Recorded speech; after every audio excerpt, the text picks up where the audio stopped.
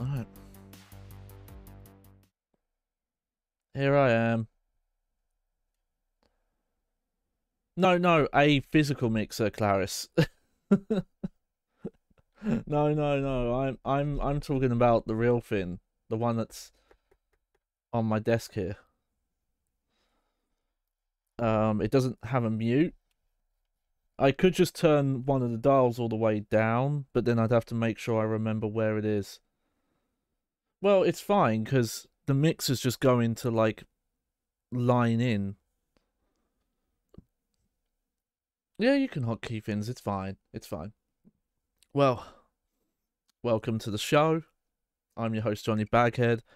It's been a while, and let's explain why. I went out last week on Friday, and probably shouldn't have, because there's been a bug going around my family, and I was fine, for most of Saturday.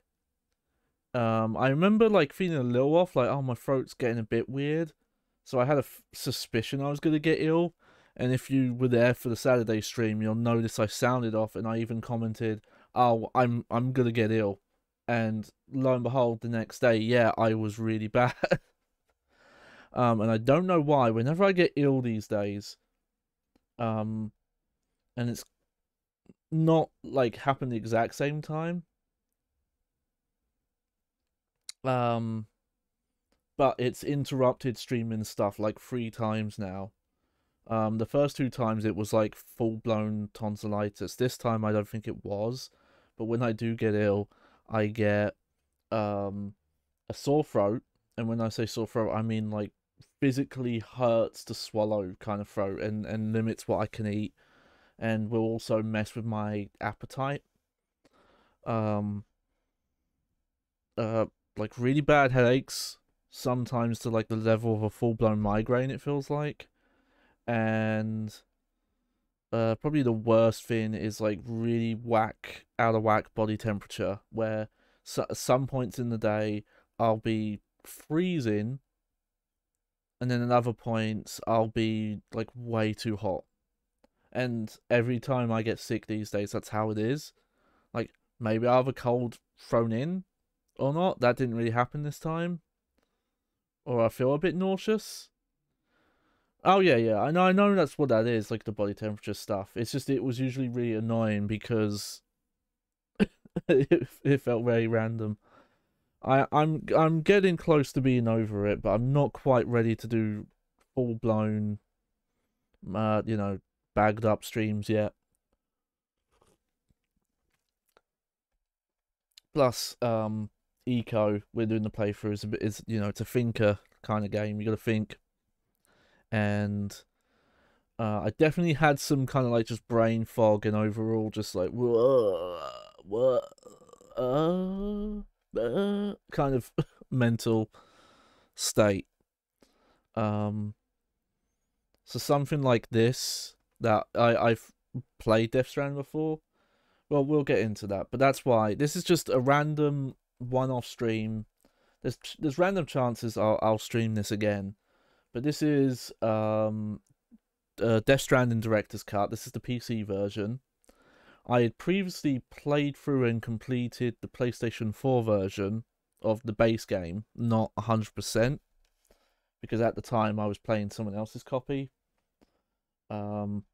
And I was living somewhere else at the time, which meant that I really enjoyed it. It was very limited when I could play it because of the kind of space I was in. So I've always been meaning to replay it, and then obviously there was the director's cut release, and I think I got this because it'd been on Epic Game Store, and then the director's cut expansion was reduced enough that I was like, screw it. But today I'm not messing with story stuff. I knew if I was going to stream this that I didn't want to do a full story stream playthrough, because there is a lot of story in this game where there isn't really much to say. It's just watch the cutscene. It'd probably be something where if someone had played the game a lot like a lot of times through, read all the data entries in the emails, which that's something I kind of missed out on when I did my first playthrough, because I didn't have time to just sit down and read through all the logs, which admittedly, like, that's a legit criticism of the game, like how much of that stuff you have to read to pick up a lot about the story and the universe. So, but what today is I'm just gonna do some kind of random stuff. We might end up doing some director's cut, like mission content. There's obviously there's some director's cut standard orders added, like deliveries, but there were also some optional main orders for Sam, and I've done 2 of them so far, I think. There's a factory area added to the first map, which is this is what I'm on here right now. The last like story thing I did was what like the next story point would take you to the second map, but I've intentionally not gone to the second map yet. But there's an extra area added to this, like an underground battery lab area that there's some extra story tied to. I've also done, I don't remember if it was a director's cut thing or not, but like I've got some of the PC content. I've got the Gordon Freeman glasses, and I've also got this email for something, which I'm going to start off. I'm going to try and do this. So, this email says that the capital, not city, there has been some weird glowing thing up on the roofs near the isolation ward. Which, funny enough, I actually am in capital, not city, when I saved. So, we're going to go and try and do that. But here we are. Here we go. Here's our boy Norman. Yeah, give us a wink. There we go. Oh, there we go.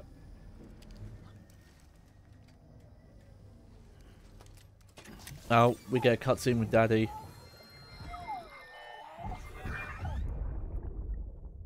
There he is. That's it, Lisa. Don't be shy. Just like we used to. Come on. Keep up.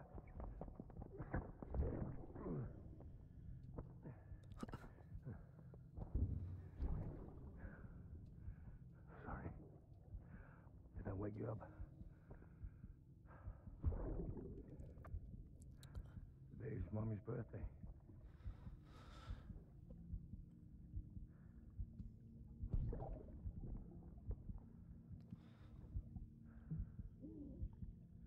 Mads does do a really good job in this.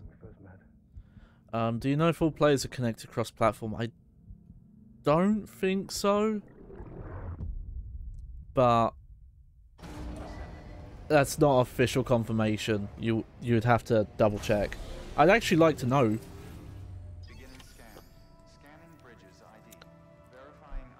Because yeah, that's something I actually don't know about. Alright, so yeah, here we are. Here we are at capital, not city. This gives you an idea of the kind of stuff I've done.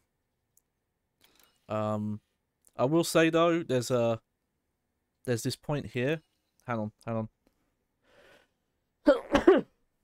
Oh dear. Oh, funny enough, I didn't have a cough until today. Sorry about that.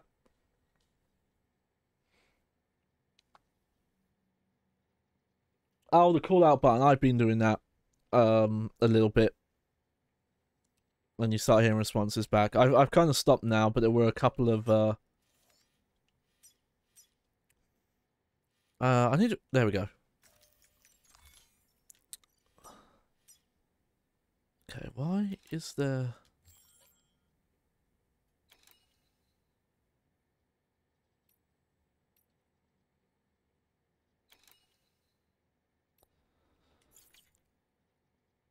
Let's see. I think that might.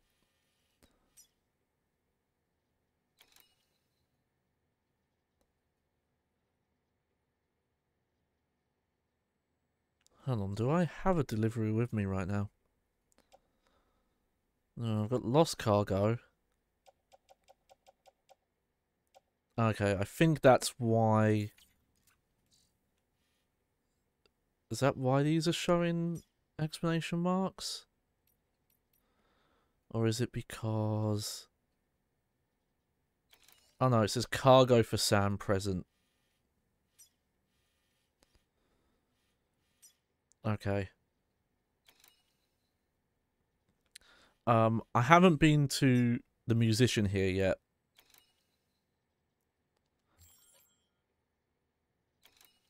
So, I'll try and do that as well.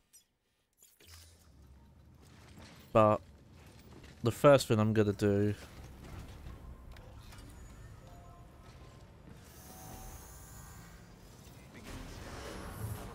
is try and find...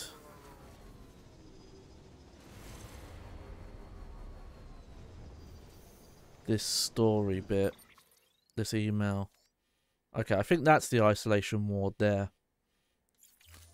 No, it's got tracks listed because of our stuff. Oh man, some guy just left their trash out here.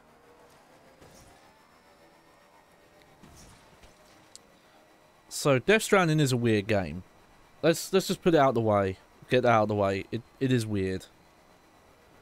And... I always say, this is the thing I always say about this game, is I think if you write down what the gameplay is... Okay, that's the isolation ward.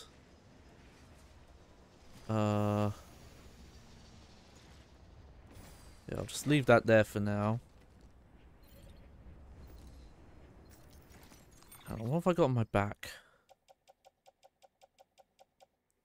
Okay, let's move these onto the trike.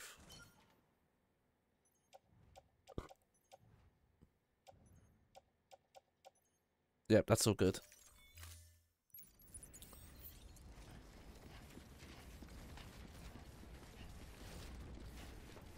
Ah, we're not allowed there. Okay.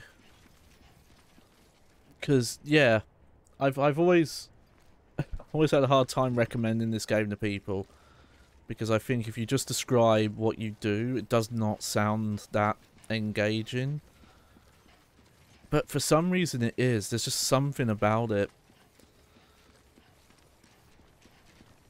Okay, so I assume they mean this email is referring to these rooftops.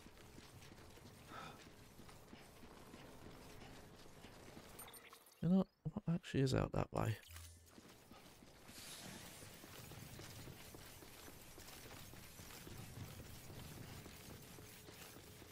Probably nothing, but yeah.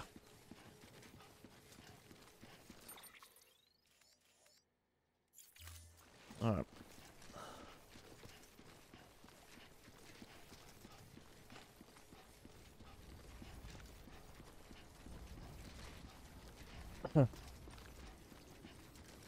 But yeah, it's just like the thing I'd probably compare it to is something of like how Animal Crossing or Stardew Valley. I'm trying to remember what it's the games that were called Harvest Moon, but actually aren't called that anymore because a different company owns the name. Story of Seasons, I think that's what it is. Always like the quiet.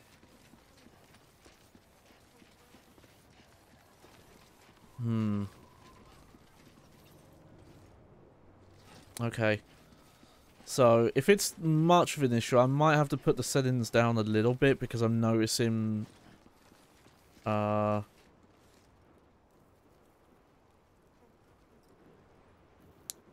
I'm getting frame drops where I normally wouldn't. It's complicated. So, Harvest Moon, or the game's, like, original ones up until a certain point... How you doing,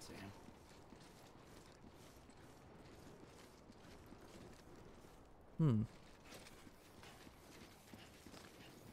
Might have to look up a guide for this one, actually. Let's look over this way. Have a different name in Japan. And somehow, the company that publishes them outside of Japan owns the name separately. Like, they own the copyright for the name separately for the rights to publish it. And at some point, the publishing rights got changed.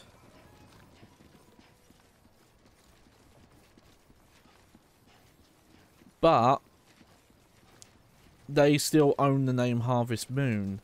So now the new games that are made by the original developers. Weird. Do I, like, need to use a ladder or something? I don't think you're allowed to. Are you? Oh no, I guess you are. Okay.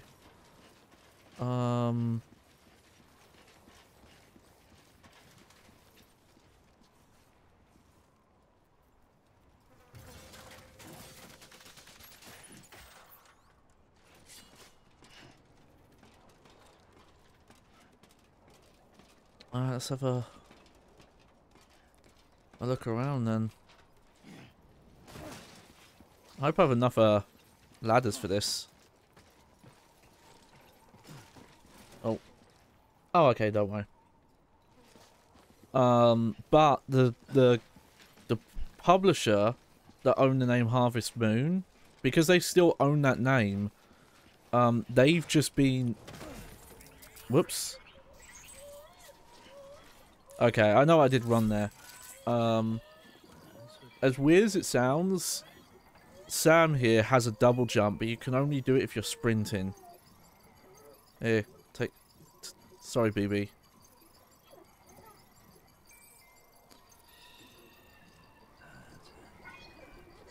Yeah.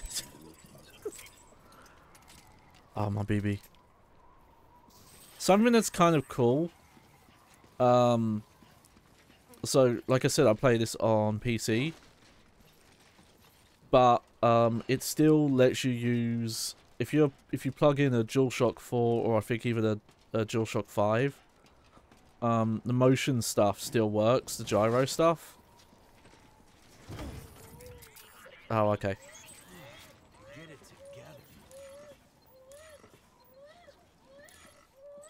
Oh, it's been a while. So yeah, I can't, because I'm not on camera today, I can't show it, but you do have to gently move the controller around to do this.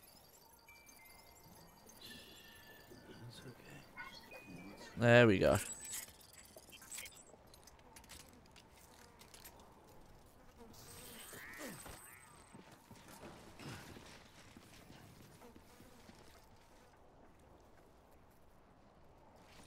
Okay, let's try this again.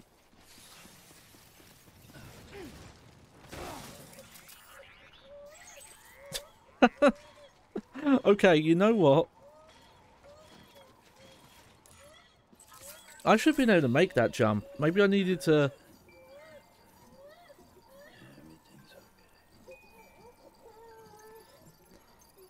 Maybe I'm jumping from the wrong spot.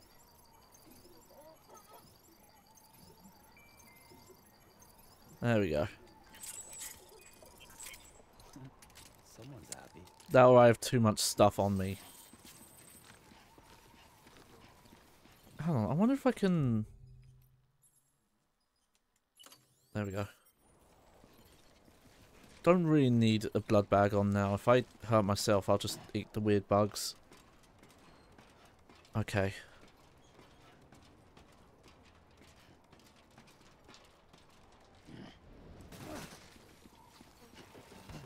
There we go.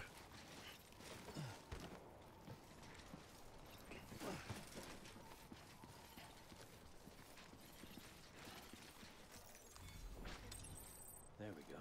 Oh, weird. There was a memory chip up here. I believe the memory chips are new.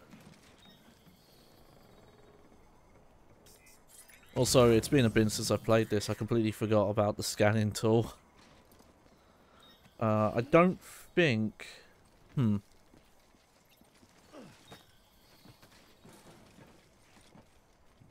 let me try this once more.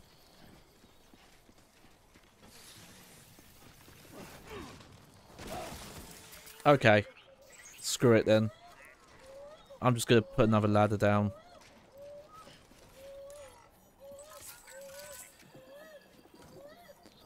I do wish... I get why you can't.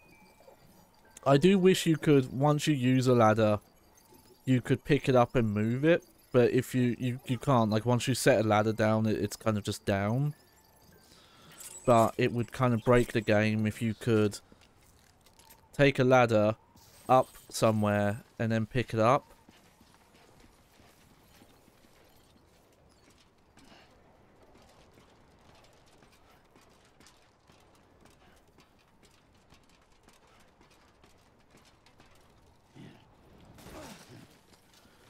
I still feel like I should be able to make that jump, though.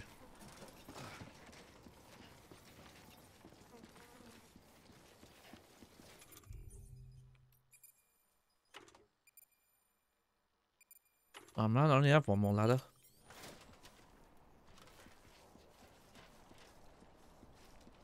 Oh. Apparently I'm not even allowed to go up that way. Okay, that's probably why it wasn't working.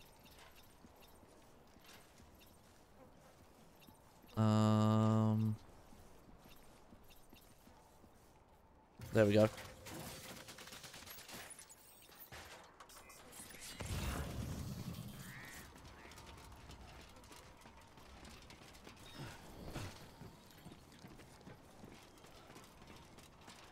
Huh. Okay, you know what? I'm gonna try and look this up.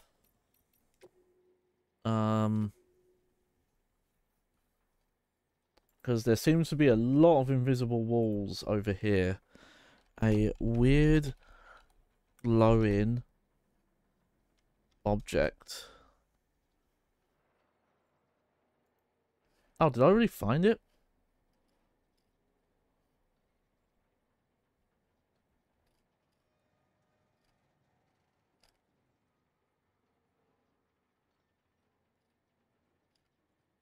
Oh yeah, it was just the memory chip apparently. I think that was it. Okay. Well, oh well.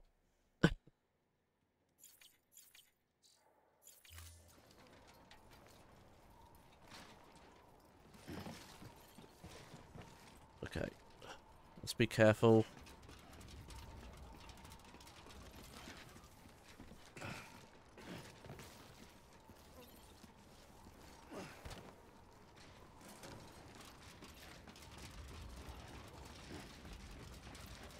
There we go. Oh, that was a precarious bit there.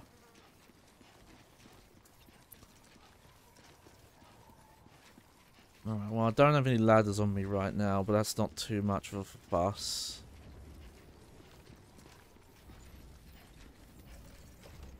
Let's just get back on the bike and stuff. I was gonna say about the Mads Nicholson stuff, I probably said his name wrong, so forgive me, is I have a joke that I wonder if some of those scenes was just Hideo Kojima's way of forcing the world to call him daddy, because like it's like one of the first lines of dialogue when you have those flashback scenes as he picks up tag, he's like, hey, it's me, I'm daddy. And I was it's just like knowing how much Kojima's you know, is into Mads. That's my theory anyway. It's my fan theory. Alright. Oh, okay. We've got like a... We've got standard orders, but we've also got a specific SAM order. Yeah, Happy Pride, Kojima X Mads, I ship it. Okay. Yeah, we'll do this one.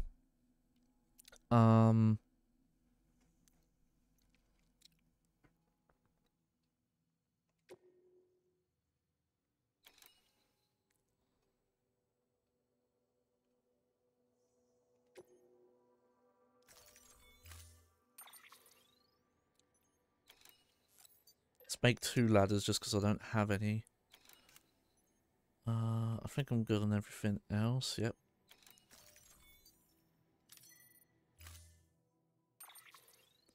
Yep.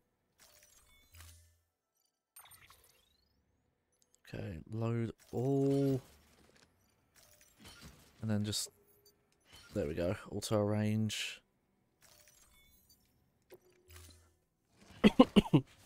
Okay.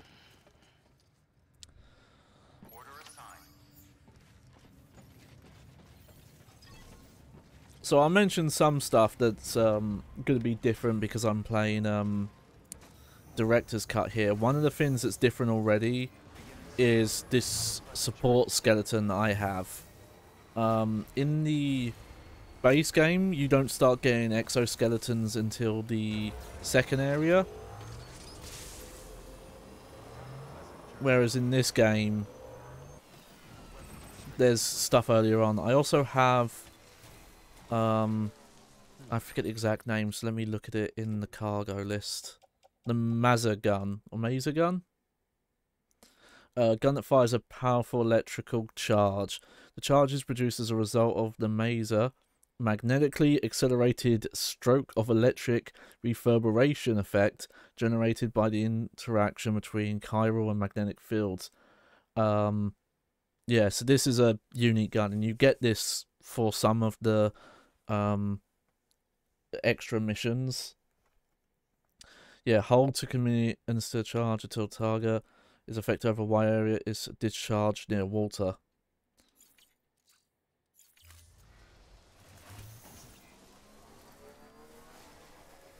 One thing I would have liked them to add is... Okay. Oh no, I was wrong. I wish you could kind of pick that stuff up without having to stop though. Here we go, got a bridge. I like that bridge.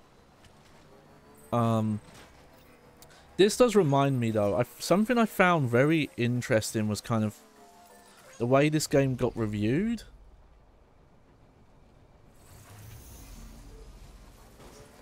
I don't like to do this too much because I think the whole kind of narrative of just like, oh, game reviewers are the worst, game journalists is the worst, when it really isn't.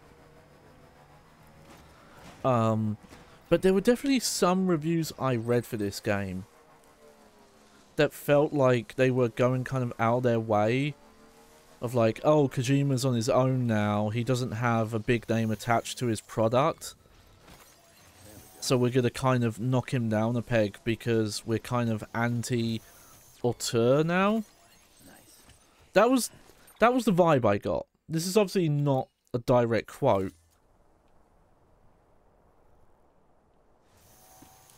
Okay, what I'm going to do, because this is a BT area.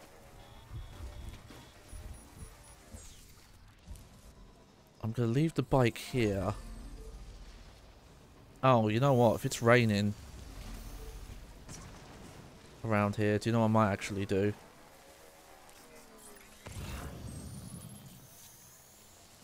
I'm going to take the bike to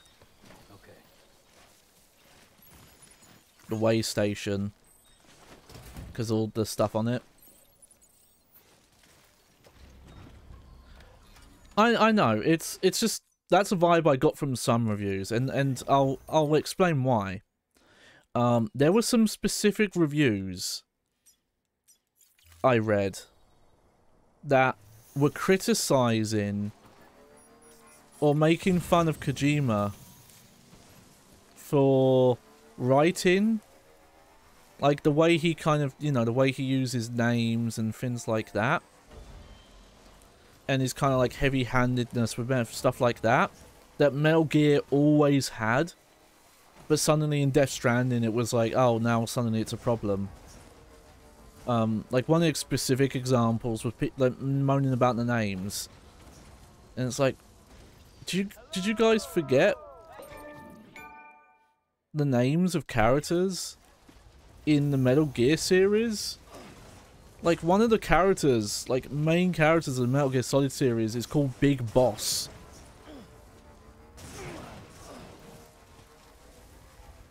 Like, it's always been like that.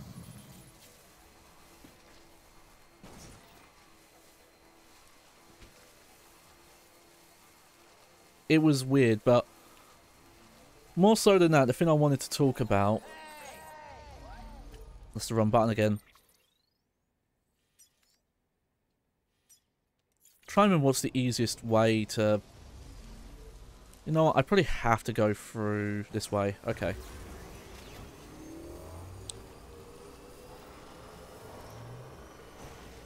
Let's do some boosting. There was a review I read that moaned about the trike and saying like, oh, the trike seems like it would be good, but then it's useless, it's only good on roads.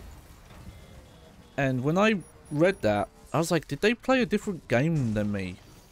Because the trike is an off-road vehicle. If you're familiar with the Trials games, they're like the 2D bike games where they're all about like balance acting over... There we go. Like balance acting over, you know, like narrow passages and stuff like that. Don't worry, we're just gonna boost on out of here. Oh shit.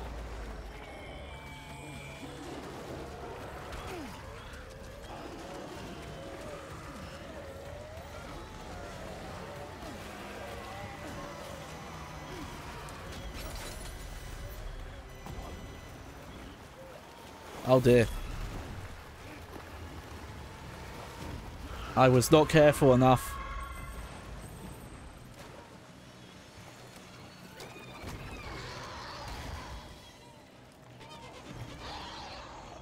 Okay.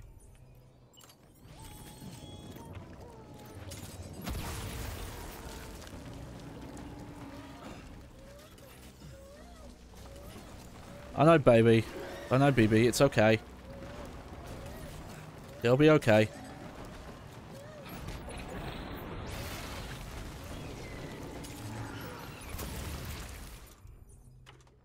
I have plenty of grenades, so...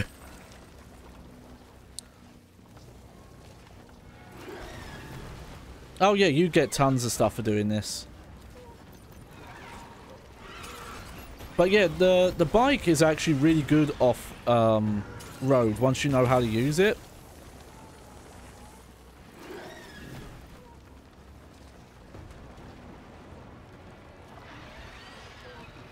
Because it has a lot of power in the trike mode.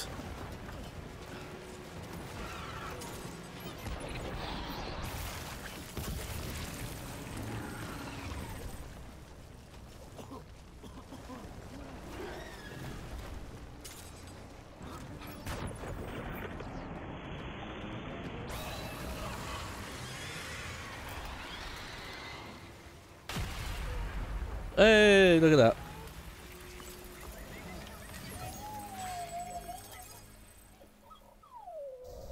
Okay, so I think maybe you were supposed to get caught.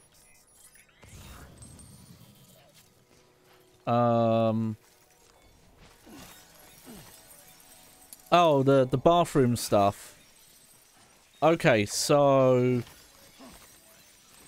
it's kind of up to you. I forget 100% what the #1 grenades do. I think what they do, though, is they make it a bit easier to see BTs without having to, like, stop.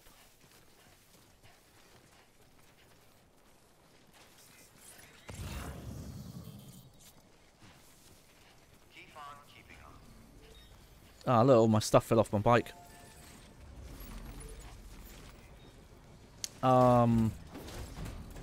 because I will talk about, you know, if you haven't tried it, there is a mechanic where you can, you know, relieve yourself out in the wild, and you make the mushrooms.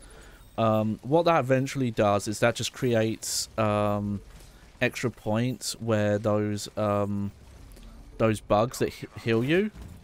Yeah, I'll show you. I'll show you.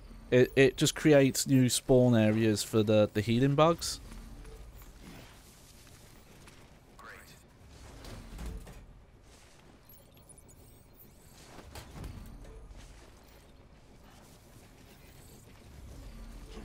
Yeah, hang on. I'll do it here.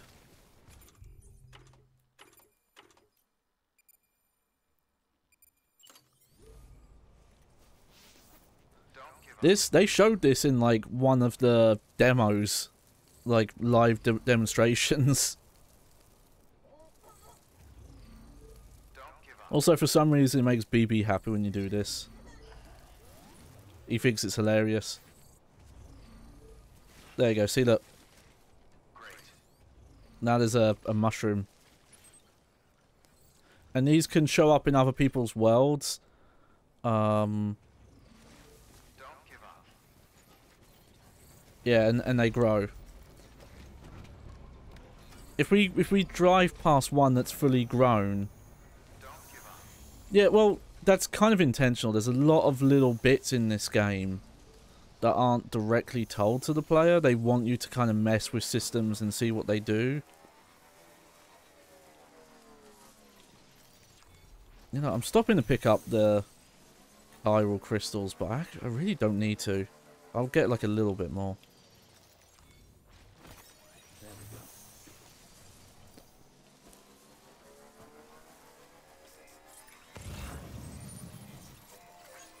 Thanks for the help. Well, that's a big one. We'll get this then. That's a big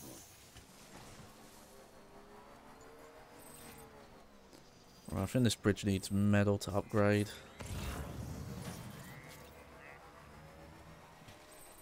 But yeah, I found it very odd that there was a review that claimed that the trike was really bad off-road. Because it's not. There are other vehicles in the games. In the case there's cargo Sam, that facility.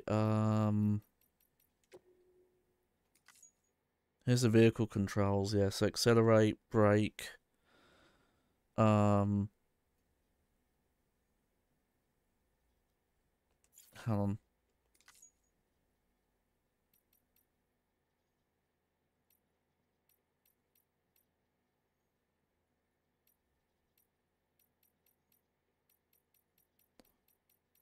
Try and remember where it is. One of these is for the bike.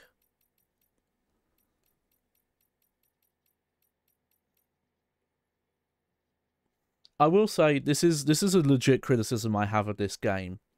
And it's weird that only this game has it. Past Kojima games didn't really have this. Is they use a lot of in-universe terms, especially right at the start of the game. They front load you with Dooms and Repatriates and the Death Stranding and BTs and all this, and they don't tell you what they mean. And a lot of them you have to look through the tips here, or you have to look through the database. And it's weird, because in past Metal Gear games, what they would do in past Kojima games is if someone said like a very specific term to Snake, he would either say, like, if someone said, oh, you have Dooms, right? And he'd go, Dooms? And then someone would elaborate.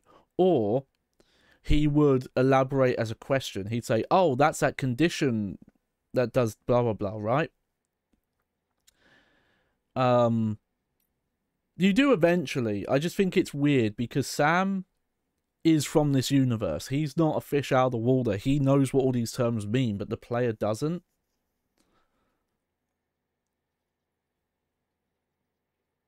Yeah, the Dooms, I don't know how much of a difference that makes, but they mention, yeah, like the birth date you put in changes stuff about how that works. Mules, yeah. Orders. I could have swore there was a lost cargo signs. Yeah, there's a lot going on. Cargo bandwidth. There we go.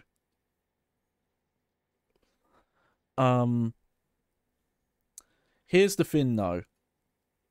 The wheelie and the wheel spin are the things that you can use to kind of navigate rough terrain with the bike, and that's why it says here why it's important.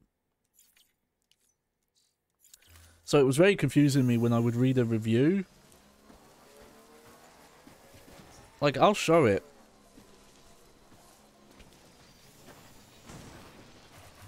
Like, it's not easy, but see?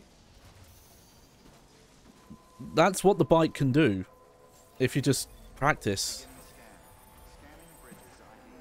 Verifying ID. Clear. Weapons detected. All weapons will be locked until departure. Cargo verified. Thank you. Yeah. But the way this review I read was written like the bikes only are good on the roads, which you start seeing in the second area, the second map.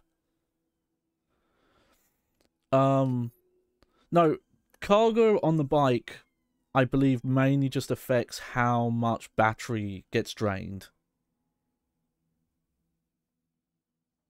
I don't think it like messes with the handling too much.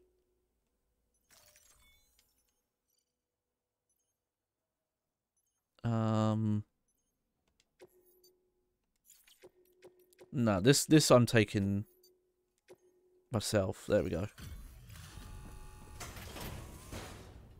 No, oh. As long as the bike is near the area, you can... Delivering cargo. It will count as like in your stuff. I'm so glad you're So that's why I was able to deliver it here without messing with the bike.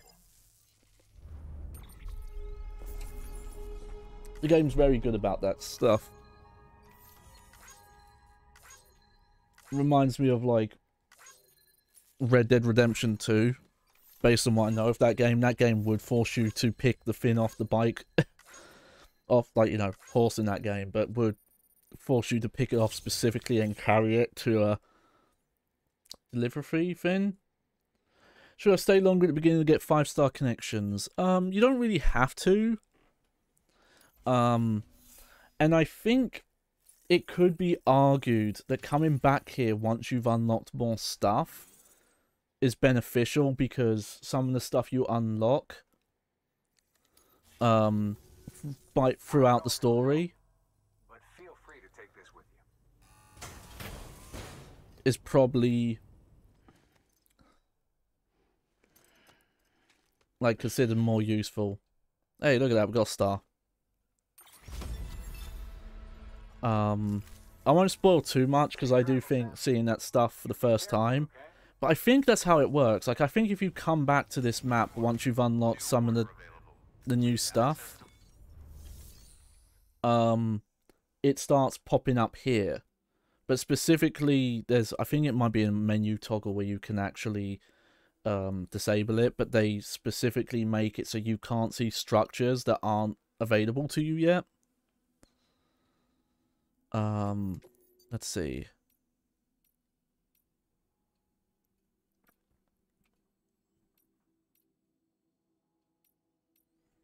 Okay, I'm surprised that one's in the list, because apparently I've already done it. We'll do this one, though, because I'm heading this way anyway.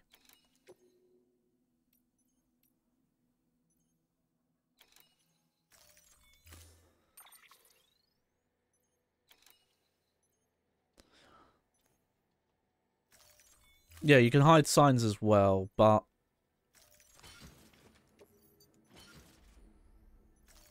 like I said, I think also... structure types and things like that. Like, the one that's not too much of a spoiler I'll mention is there's trucks in the game. And I think maybe if you come back here once you have the truck in your inventory, then you can freely just, you know, bring it back. Let's make a path. There we go. Klaus says, also want to know something funny, like, since I'm American, I can't think in kg. Oh, kilograms and stuff like that. Oh, welcome to the stream, Palacy. You've caught me on a ill day, so we're just chilling, doing deliveries on my trike.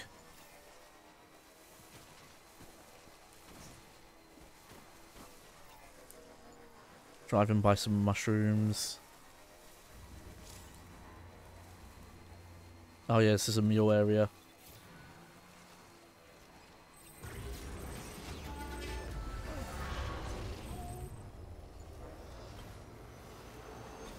Hey, mule.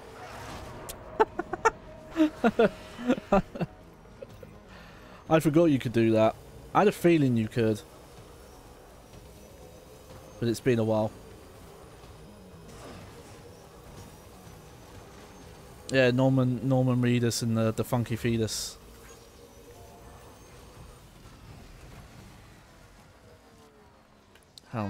Hey! I keep forgetting.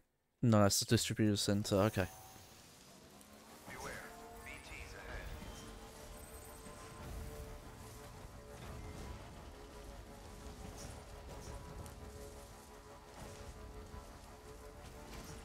Alright, here's another example. You can get the bike up here. It takes a bit. I think there might be a better spot for it, actually. Hang on. Yeah, it's easier from here.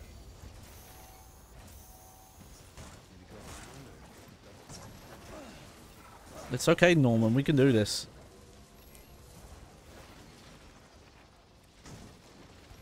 There we go.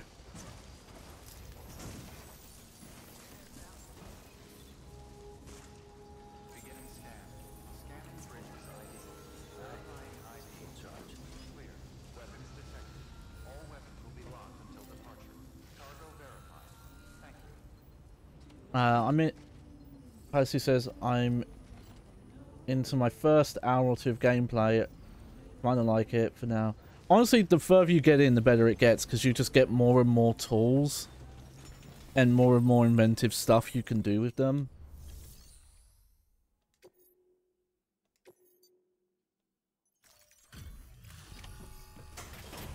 Got on PS5. Nice, nice.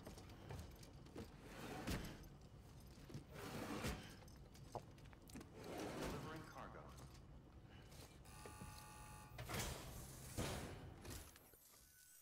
Hey there, Sam. Glad you can make it. Hope it doesn't get ruined by driving through it. No. This is fucking immense. You do Would have been satisfied just having it. you do You had to go build above and beyond. some roads you can use, but they're very much placed. First off, you have to feed a lot of resources into them. They're not easy to build up, even with the chiral network. Yeah, that's Jeff. It's not his voice, but it is his model. A lot of the random people you find are like modeled off of real people that Kojima's just friends with or fans of. Hey, look at that.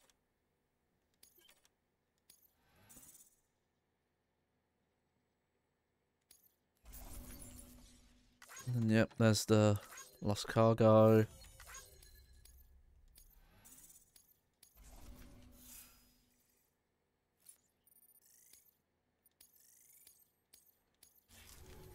Oh, my glasses got unequipped. Really happy you I gotta stopped put my by, glasses Sam. back on. Hang on. Big fan of your work. Big fan. Good work. New order review.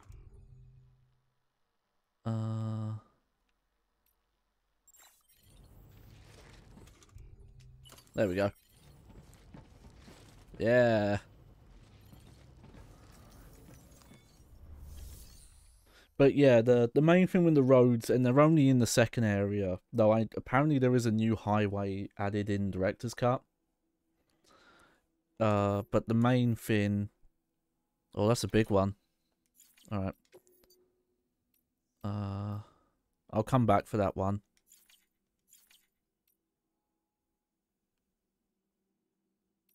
See if I can recycle some stuff.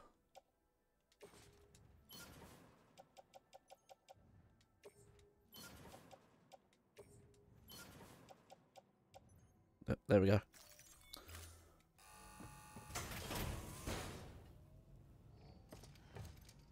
But the highway you built mainly just takes you through...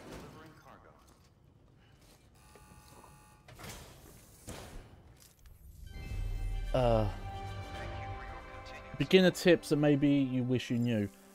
This sounds dumb. I think I didn't realize the trike had a boost for a very long time. I wasn't boosting in vehicles for some reason.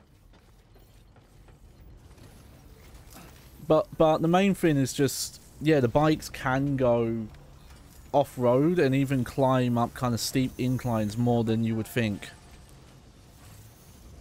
I'd say that's definitely like a good beginner thing to consider.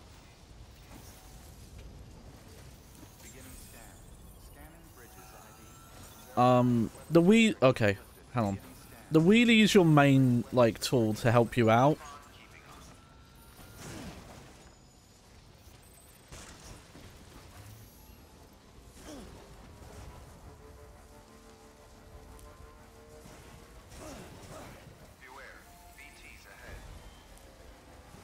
How many hours before you get the bike? I'd probably say, like, somewhere around... It's 5 or 10 hours in you get the bike. Because it's once you get to the wind farm. Hang on, I'll show it on the map. It's once you get the story order to go to the wind farm and you come back. And I will say, though there aren't too many online structures, though you can see this path here, if you're good enough, you can build like enough ropes and ladders to go to the wind farm without having to go through the forest, which is all BT infested. And the first time, that's the way I did it. I did it different this time because I wanted to go through the main way. But it is quite popular, as you can see, this other player path here.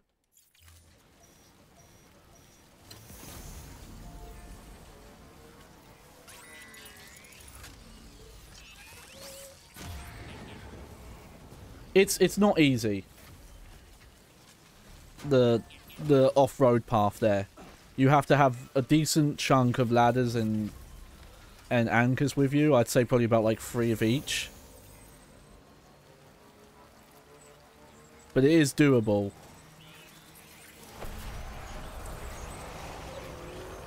It's definitely a lot easier once you have the network online there.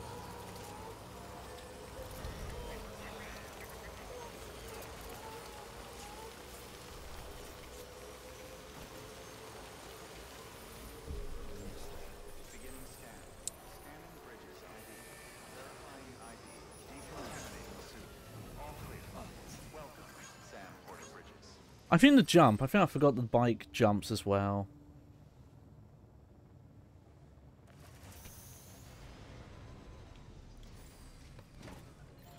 But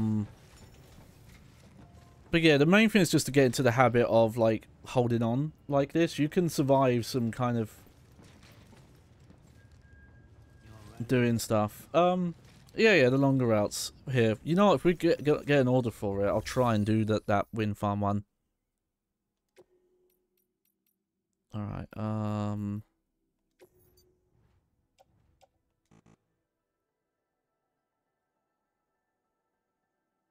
oh, okay, that's annoying. Alright.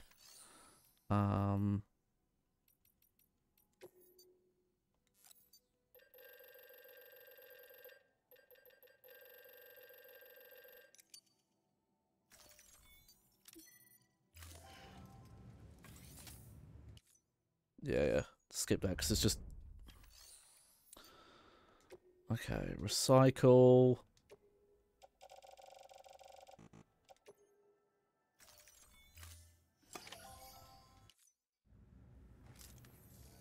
There we go. The legend returns. How you doing, Sam? You trying to put the rest of us to shame? The bike. Yes, you can lose bikes permanently, but at a certain point in the game, you can build your own bikes.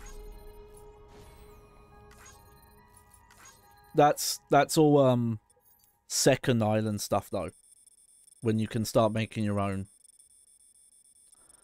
And I'm not sure, but it might be a thing of once in the first area. Do you get a lot of side quests later than I'm running in the main story? I think once there's enough mechanics introduced, they start giving you way more side stuff, for sure. Because even once you get to the second map, you can come back here and do more stuff. There's definitely side content that doesn't unlock until you have certain equipment or abilities and things like that. That order we just did, where you have to fight a BT there, that was definitely a Oh, before I forget, this is for you. that was one that we couldn't do. I wasn't like available earlier.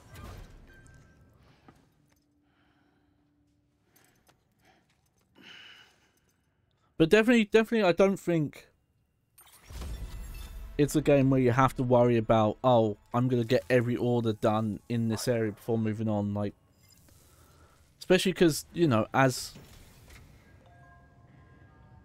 you unlock new tools, it makes a lot of stuff easier.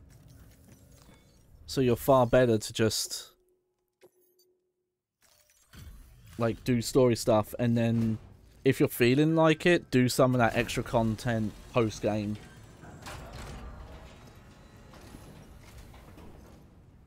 Back, are you? You trying to put the rest of us to shame? Fine by me.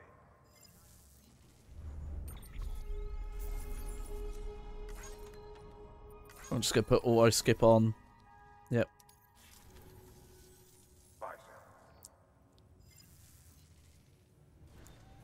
Good work. New order available. Let's see, and here we go.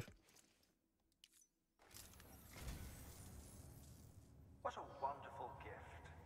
Thank you, Sam.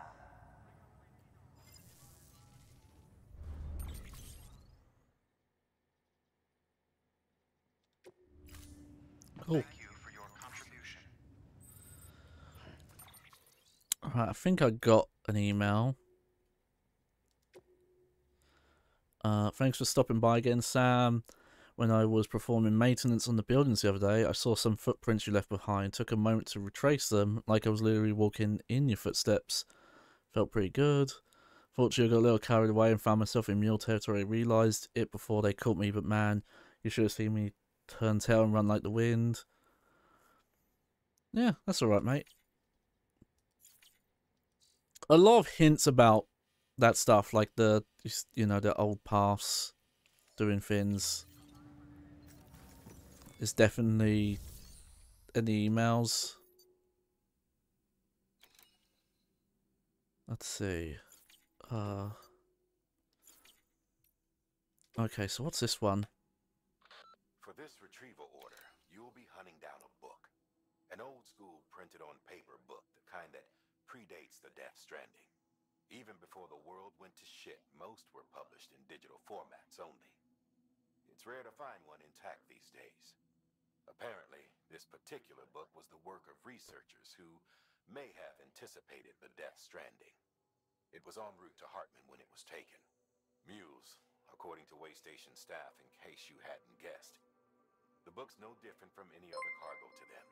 But to us, Hey, thanks for the follow. priceless. Get it back, ASAP. Does this... Hang on. Yeah, it still works. Okay. Wait, what was the... Okay. I haven't used my PNG in a while. Wasn't sure if my key commands would work while I was in another program, but they do. That's good. Alright, so I believe this is one of the director's cut extra missions. Yeah, that's all good. Where did the idea for the bag come from? It's all... yeah, I've got to think, because that's kind of a long story. Oh, weird. Okay. These two, I'm gonna... let me, oh, these are in my private locker. Okay.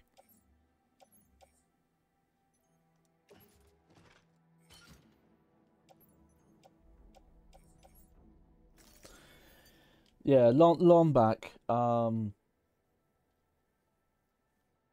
it is the persona. It's just I'm not well enough to be on camera and be all bagged up. I won't lie, my fascination with Baghead started with Resident Evil 4, the original, the chainsaw guys, Dr. Salvador. It's just I find something so compelling about the idea of like hiding your identity or covering your head and face in such a crude way. It's like, it's the most kind of low effort, just like, well, I've got to cover my head somehow, I've got to shield myself. I'm just gonna put a bag.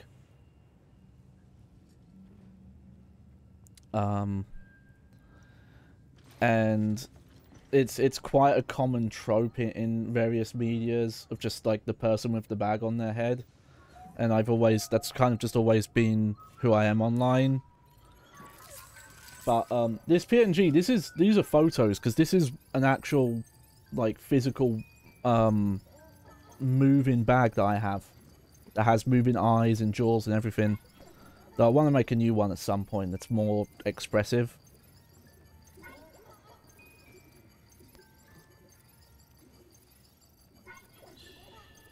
But I'm an idiot. Instead of getting like a 2D model, I just made the bag.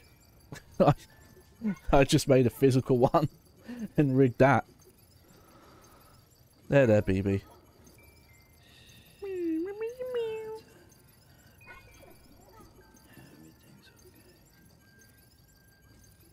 Yeah. I've got a couple of other bags as well.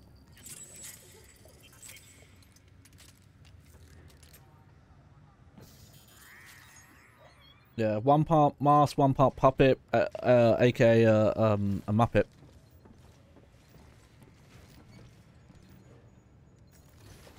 All right.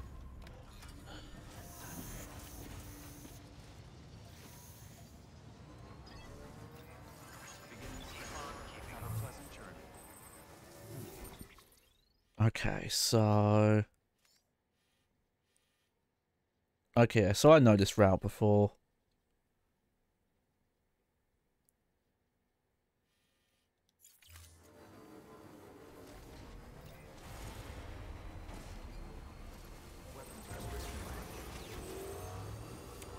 Ooh. I think this changed because of story stuff, by the way. There didn't used to be BTs in this area. Oh. I'm probably gonna have to use some cargo repair soon. I do have a good starter tip that I just remembered.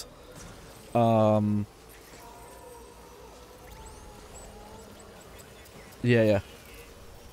Okay, let me look this up because I always forget what the option's called. I think after playing for like a couple of hours, you should turn BT encounter warning to first time only.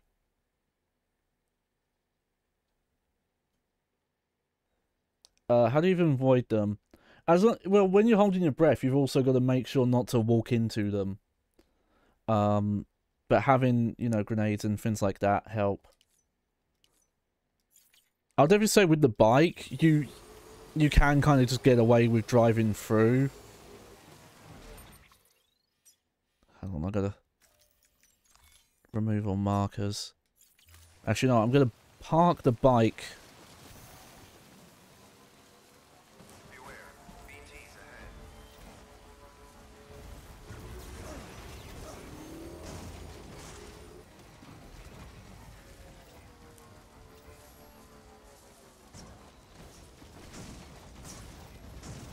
Up here. Beginning scan. Scanning bridges ID. Verifying ID. Clear. Weapons detected. All weapons will be locked until departure. Cargo verified. Thank you. And while I'm here, I'm going to see if I can deposit some materials. Also, yeah, make sure you crouch as well. You can see them, it's if you stand still. And stop holding your breath.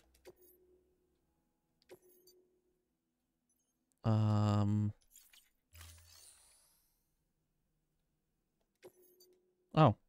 I forgot to give him the lost cargo. Oh no, that's Wind Farm lost cargo.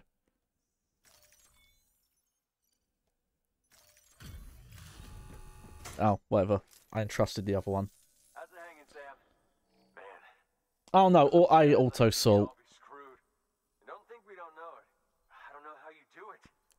I really don't. Even if you manual, I recommend starting with auto. The only time really to manually do stuff is if you have, say, the cargo that's on like your arms and it's getting a bit too damaged from rainfall. If you put it, I think, low enough in a stack, it won't get its container damage as high.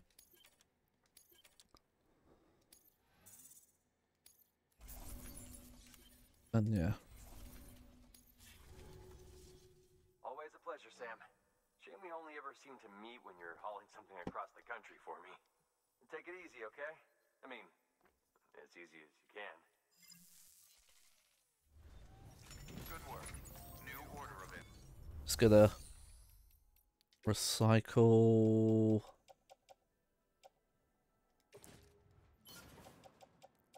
I think that's it. Yeah.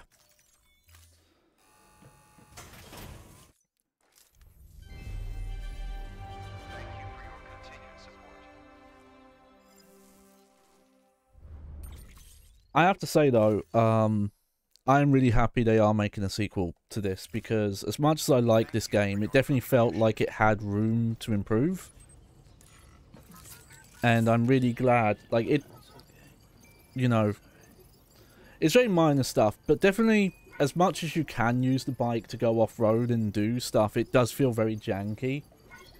The physics simulation there doesn't feel as accurate as it would be in something like the Trials games. And also just, yeah, official. It's been announced. There was like a main like story thing they put out, which shows Fragile and Sam together, but that's all they've put out so far. Okay, let's see if I can oh, here it is.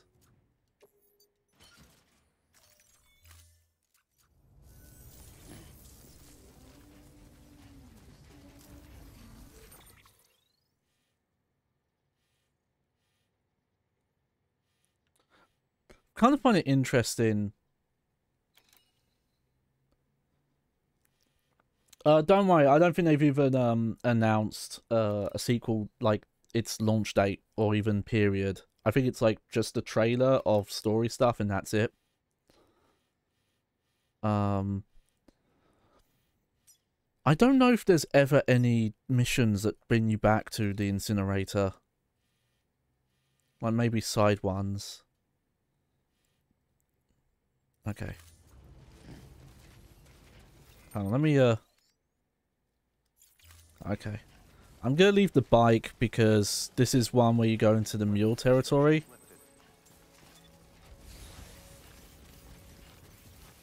And it's not too...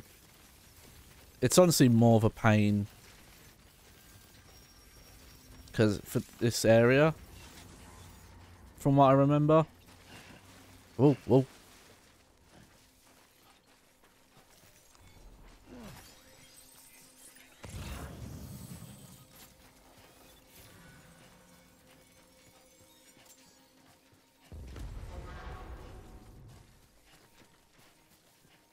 Let's look again. Yeah, we're going back to the factory area. Oh yeah, little ladder sticking out. I don't mind it.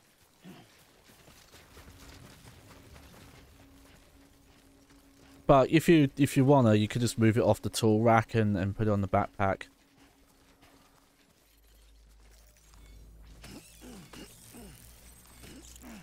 Yeah, there we go.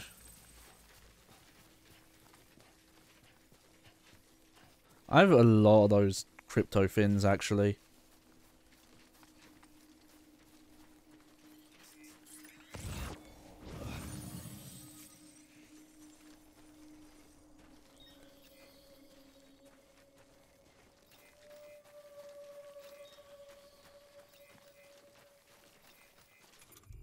Okay, let's pick up my strand first.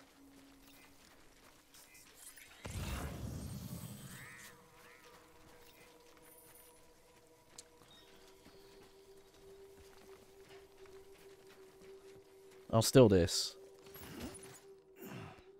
I'm not too bad on...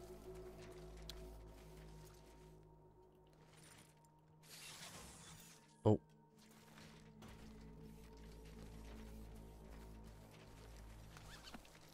Haha!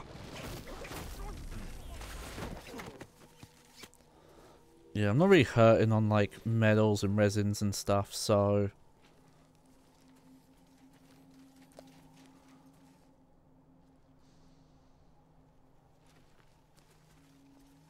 Trying to figure out if this guy's gonna move or not. Oh, he is, yeah. Lucky for me, his peripheral vision is just as bad as mine.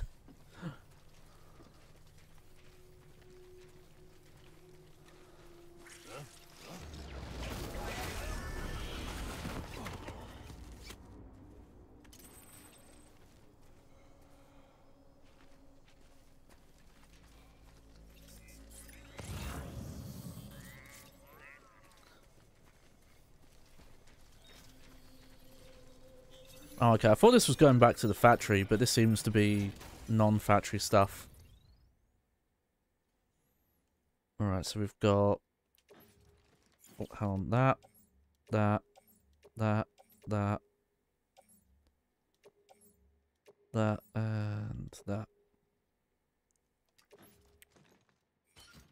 Okay, probably that'll do.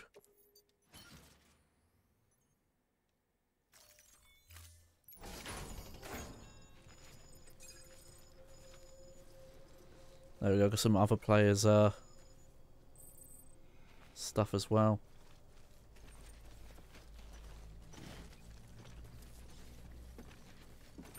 So I think now, yeah, I'm just gonna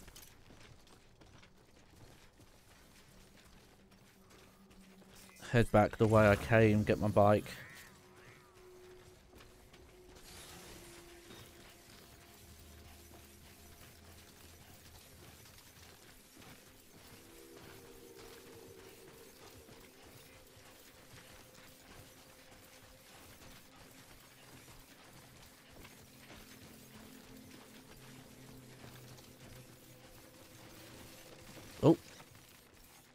Oh, I gotta unequip that. There we go. This sports skeleton is quite powerful. It's definitely nice them to give you something like this early on. Because yeah, the base game you didn't get the exoskeleton stuff until the second area.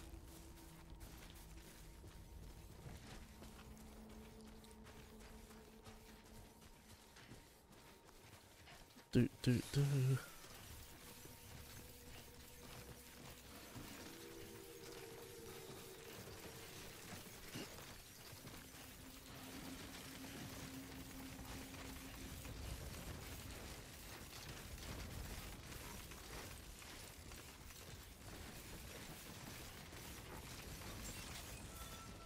Beginning scan. Scanning bridges ID. Verifying ID. There we go. Clear. Weapons detected. All weapons will be locked until departure. All clear. Welcome, Sam, for the bridges.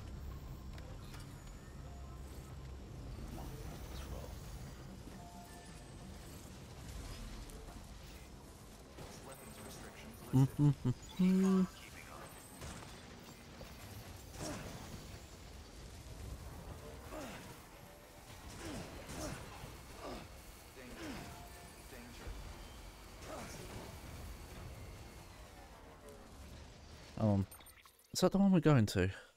Oh, it is.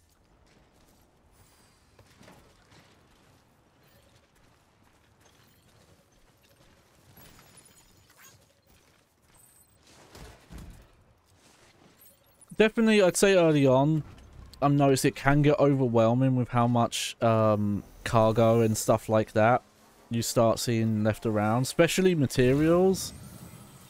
Though I would say early on, at this point in the game, you're never really running out of like metal and resin.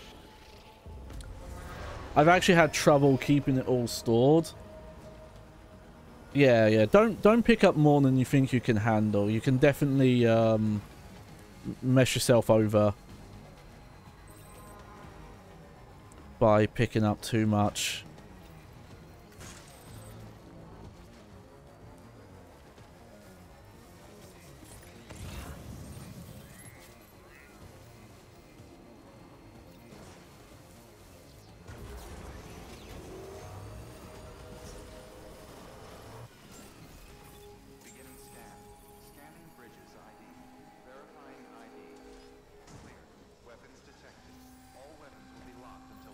There we go.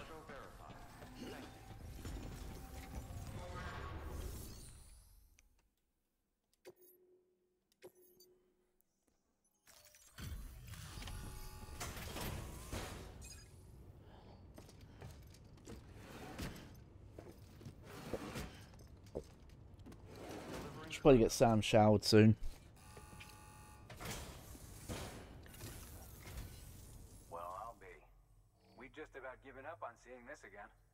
Let's not judge a book by its cover, though, huh? Let me take a closer look. Very, very nice. It's exactly like I remember it. Talk about lucky.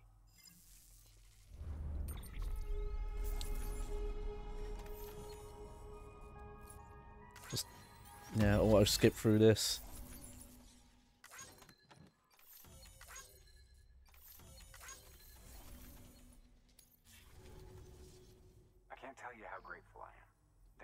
Bona fide treasures left in this world, and you just saved one of them. Thank you. It's alright. Let's see.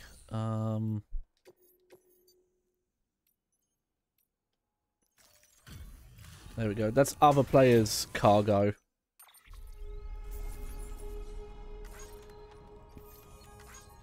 So yeah, this is stuff that players lost. So it will actually give it back to them. This is more the stuff I look out for because you need to do these to, I believe it's the one, yeah, it puts up bridge link.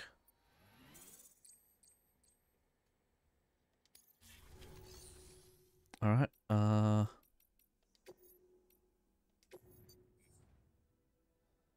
there we go. We've got tons of people's cargo that they didn't deliver here. Okay. First, let me see what orders you have.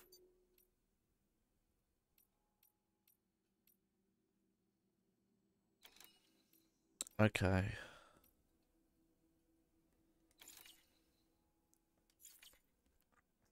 You know what I'm going to do instead?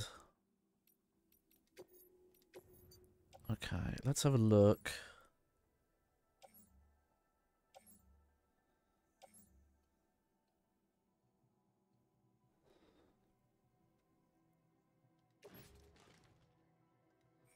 How much can I take to capital, not city? Okay, that's probably it.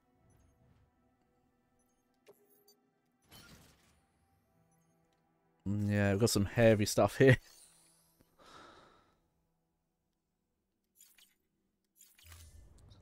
Once you get to like this amount of cargo, you have to be very careful. It's very hard to move around.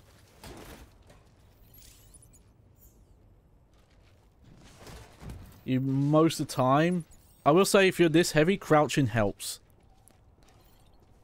If you're like moving in small spaces like this, the only thing you have to be careful is if you knock into stuff, you can knock stuff off the top of your stack.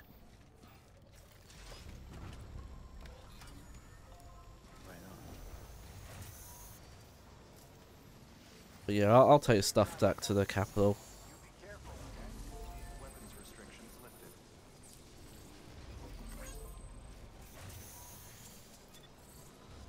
I'm not sure. This is going to be a short stream anyway. I might stream for like a little bit more, about an hour, and then stop. Oh yeah, you can see we're going slow here because... Oh, that was the... That's not what I meant to do there. Ah, never mind. I don't really need to be picking up Chiral.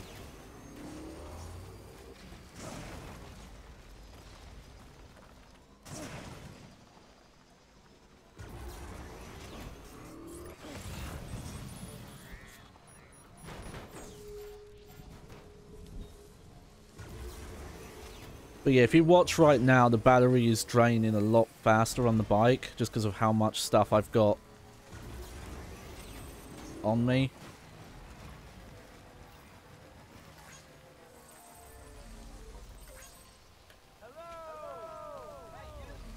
Hello! Alright.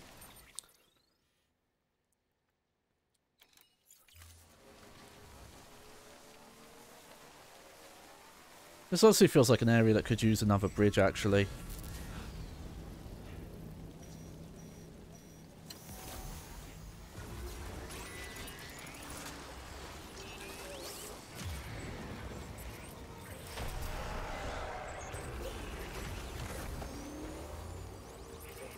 But yeah, the bike does let you kind of get away with just charging through BT areas if you're careful enough. Just like keep an eye out for the obvious figures going for you. You could just kind of get through.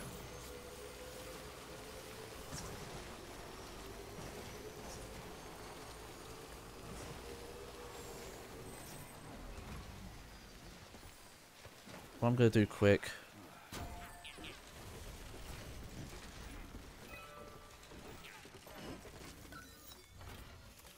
is give this guy some chiral crystals.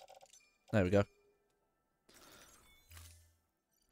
It's probably one of my favourite things with the whole online stuff and the kind of, you know, how it feeds into the overall message of this game about connections and building strands with people. The materials I've put in there directly benefit. Woo! The jump as well on the bike, I forget how useful that can be.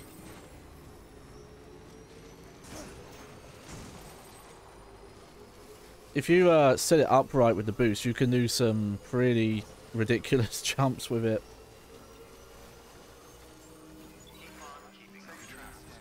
Scanning bridges ID. Verifying ID. Welcome to proceed to distribution center.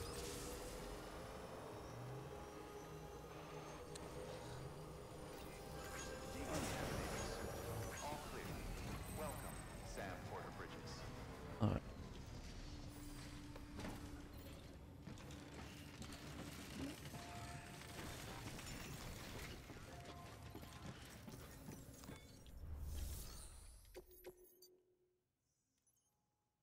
There we go.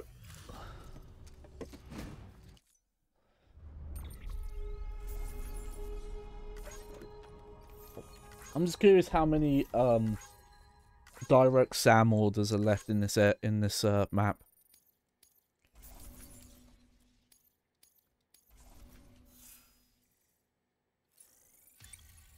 Nice.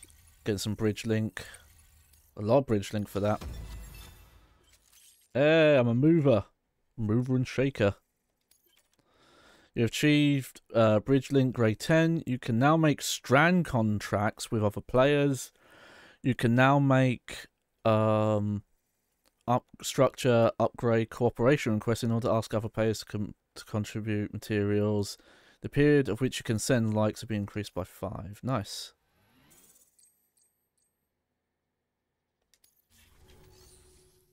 Alright, so you only have standard orders.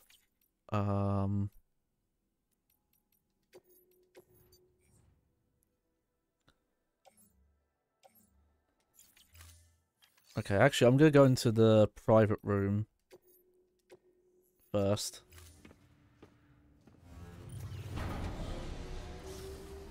Because that will get the bike repaired, actually. If you're worried about the bike condition, make sure you can put it in your garage, because it gets repaired.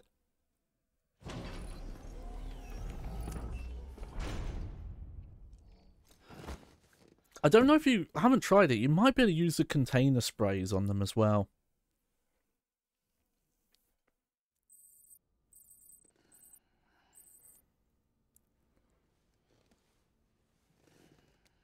Oh.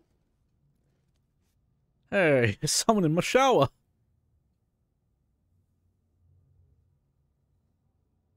What's all this then? Oh, I'm getting tons of emails. Alright, well, let's see what's going on, because I need a shower.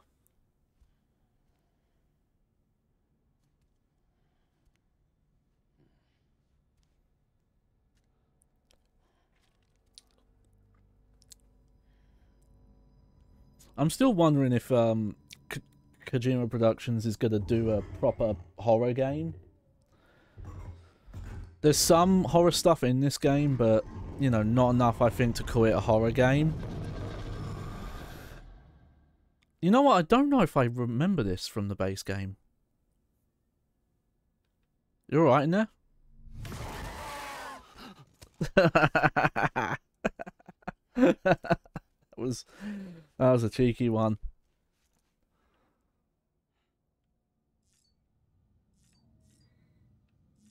Alright, let's have a proper shower now.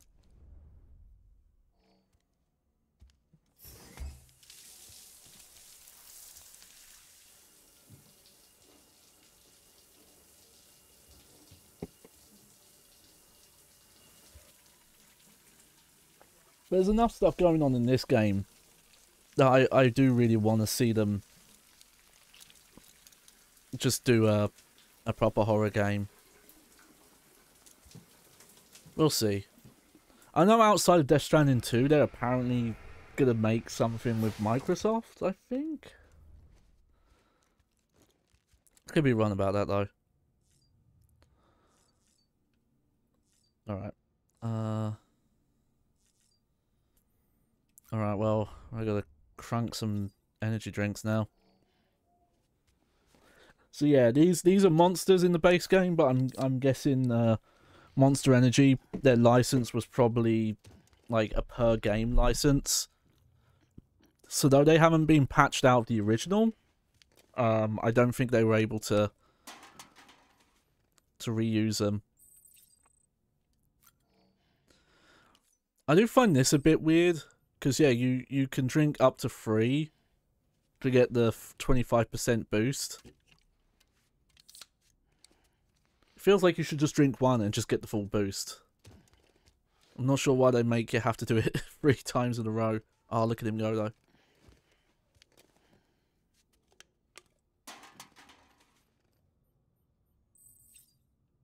Yeah, there we go.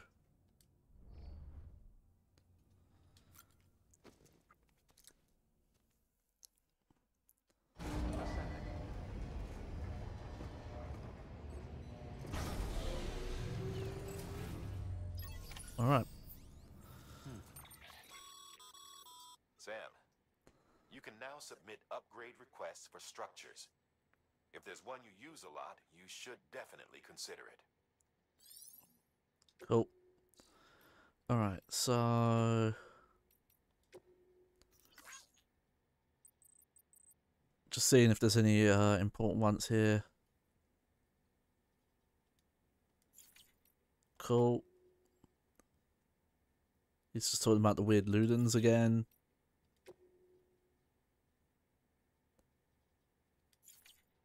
Okay, not important ones there. Alright,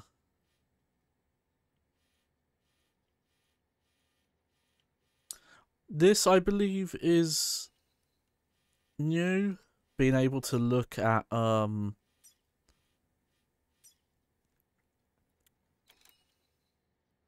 Okay, few facilities.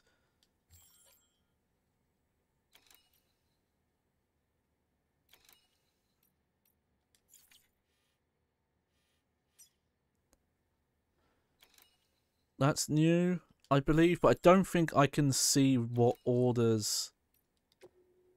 No, that's active orders. Yeah, I was hoping there was a way I could see, like, okay, what orders are available where. I think I'm just gonna try and head to this musician place, though.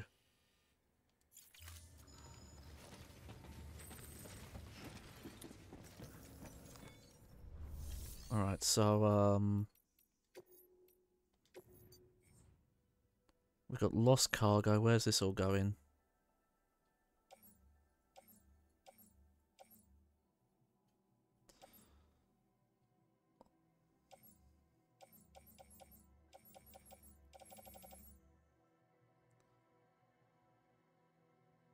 You know, this is not too heavy. I think I could take this. Those are wind farm ones. And I'll take the Ludens one.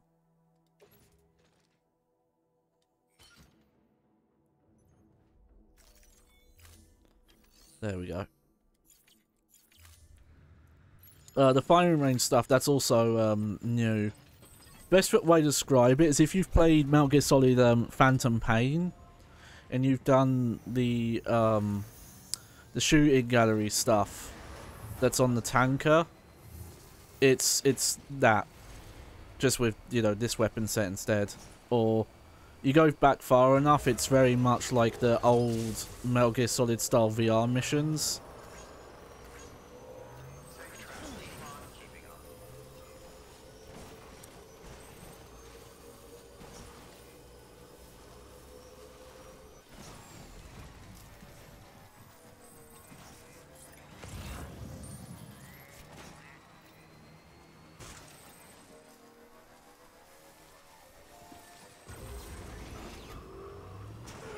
Oh.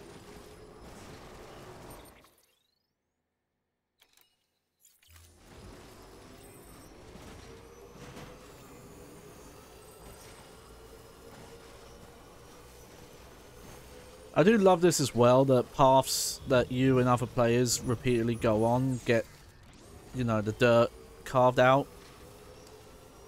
Such a nice touch.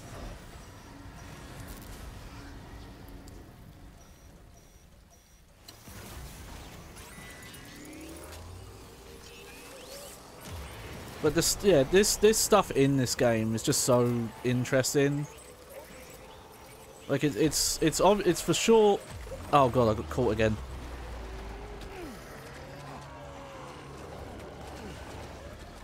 Hang on, can I shake him off quick enough?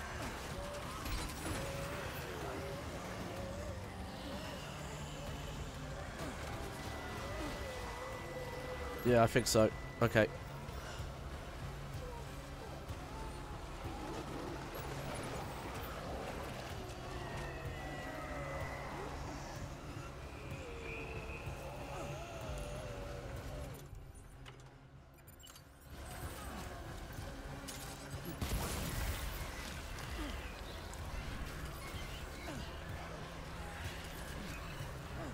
What are you doing, game? I'm trying to... There we go.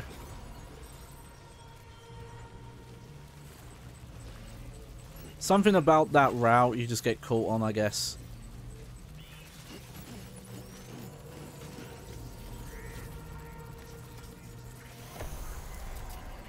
There we go.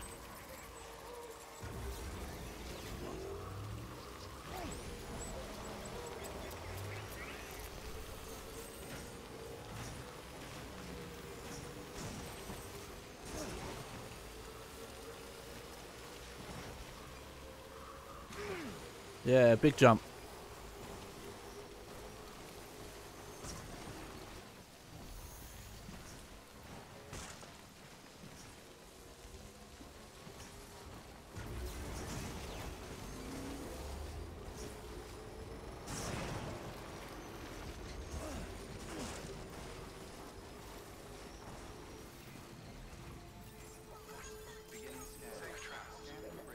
There we go.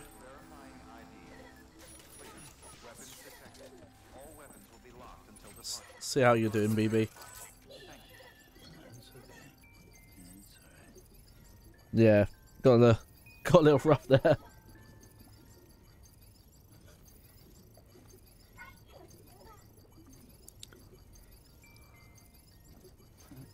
Someone's happy. There we go.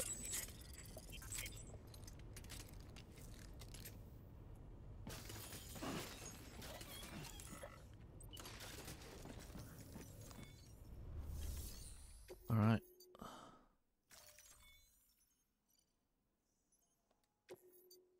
No, that one I can do myself. That's a little awkward, where it kind of auto tries to make you entrust cargo when you don't want to. I feel like that should be something you have to opt into, but whatever.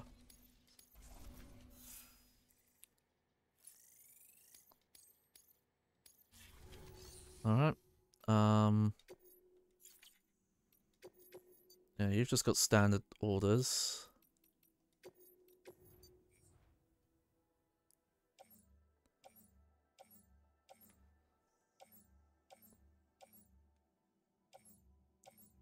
These are all going to capital knot.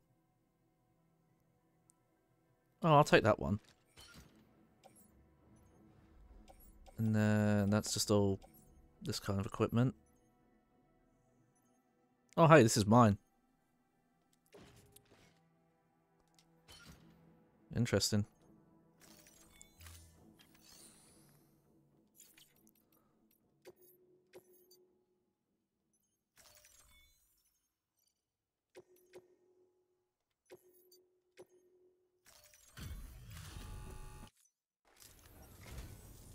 Thank you, Sam.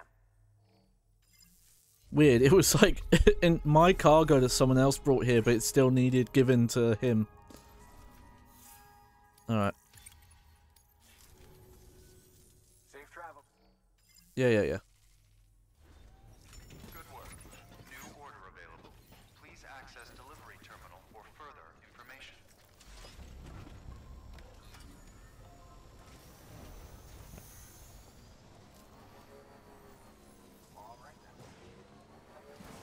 Okay, so now I'm gonna go to the Luden's place.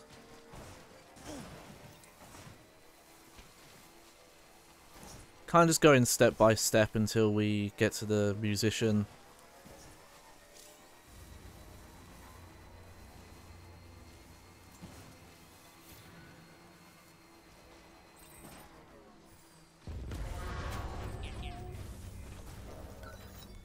Here I can add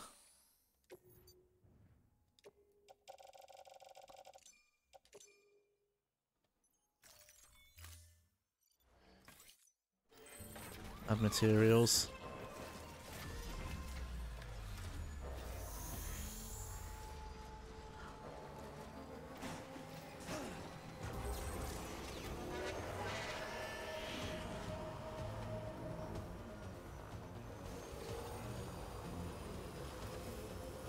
I haven't messed with it too much, but Director's Cut apparently rehauled a lot of the hand-to-hand combat stuff as well.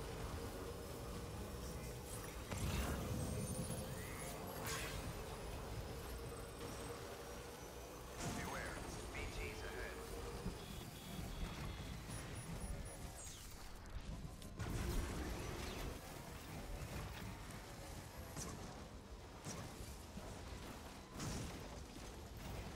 There we go. Beginning scan.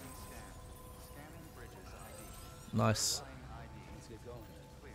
Weapons detected. Oh, look at all those handprints on me. Cargo.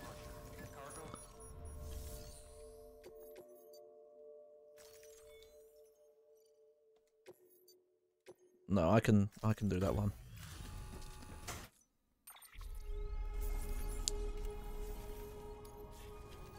All right.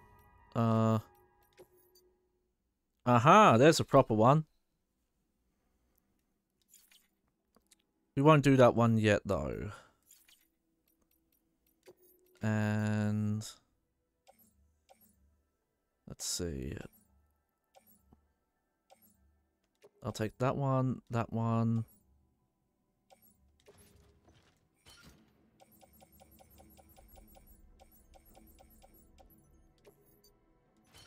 There we go.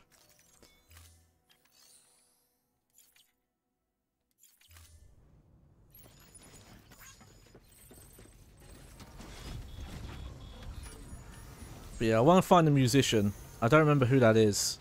Might be someone fun.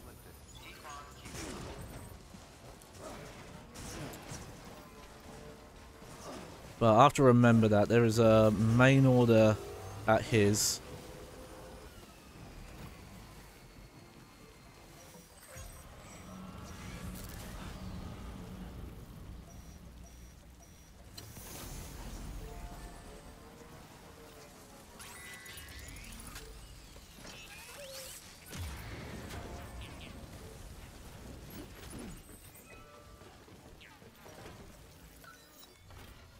Let's see.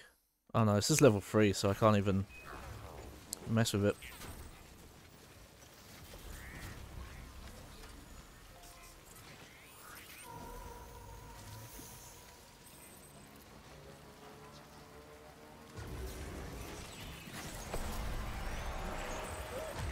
Oh, not again.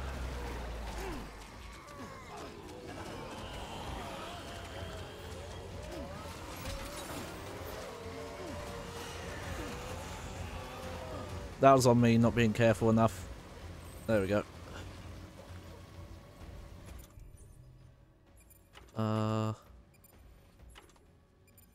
There we go.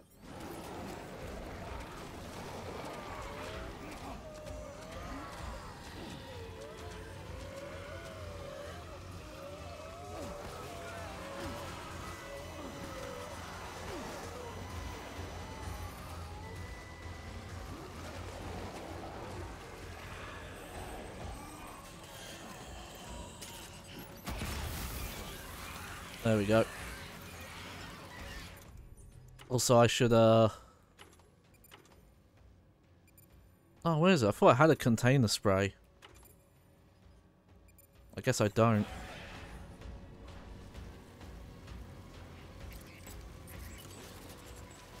Oh, it's because it fell off, that's why.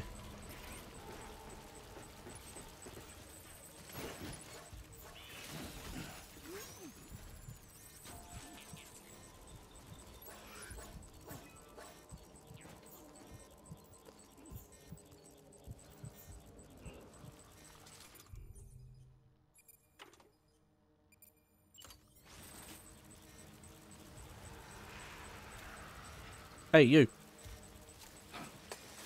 Take that.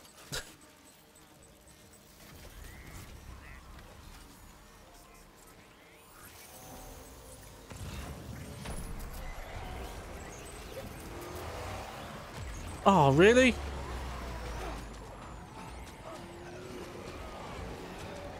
Normally I'm decent at, like, just getting through these areas.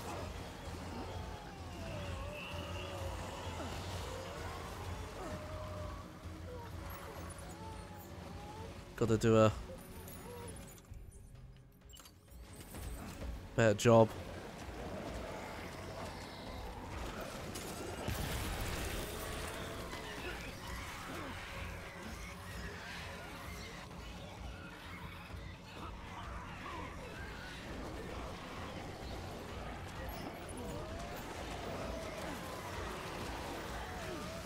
Oh, I haven't taken them all out yet.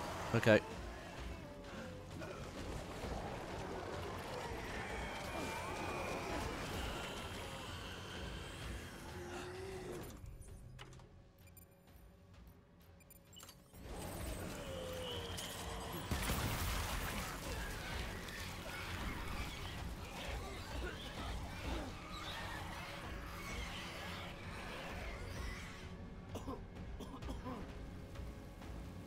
Okay, let me be patient because this will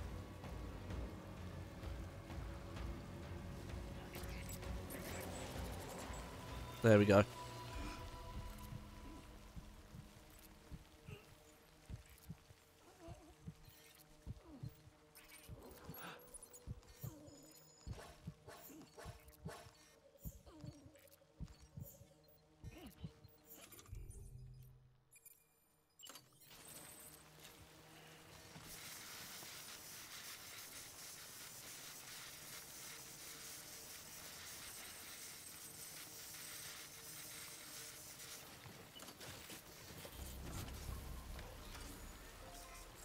Alright, let's get out of here.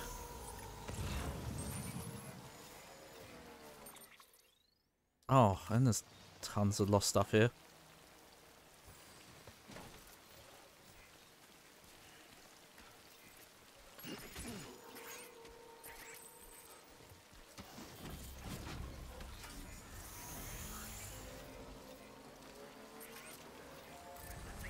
There we go.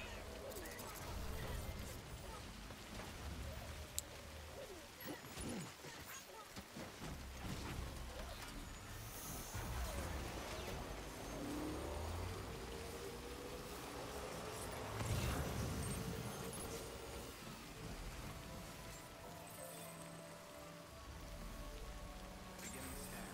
Scanning bridges. Verifying decontamination. All clear. Welcome. Low roll. Bridges. I like the music in this. It's very chill. I still wish they'd added a way to let you kind of play any of the music whenever you wanted. Outside, because you can listen to it when you're like in your private room. But I wish you could, oh, it's the Ludens fan one. I wish you could just, like, while you're walking around, kind of like in Metal Gear Solid 5, where you could just listen to music whenever you wanted to. The legend returns. How you doing, Sam? You trying to put the rest of us to shame? Fine by me.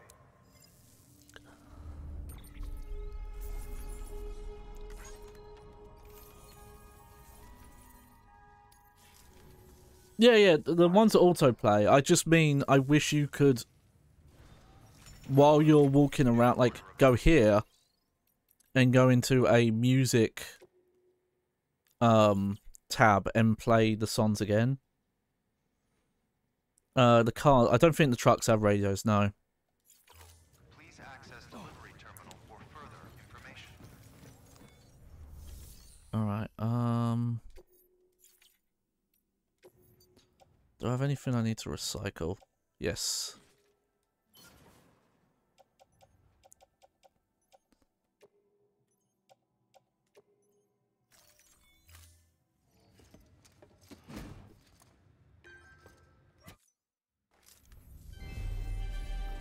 Thank you for your continued support.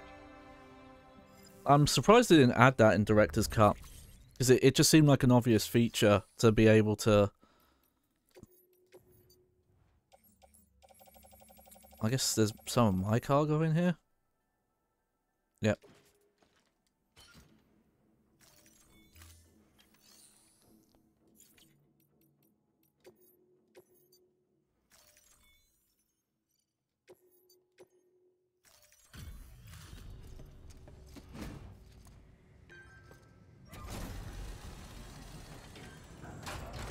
I mean, it's not too bad. Like, it just means you have to open up, like, a web browser or something else and play the music on there. But it'd be nice to have something also, because then it could, you know, adjust itself for when you get into BT areas.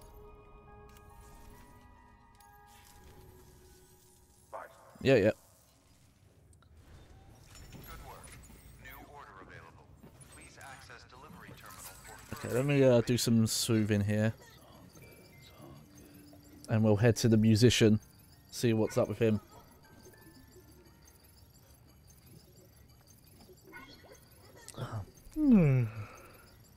Sleepy time.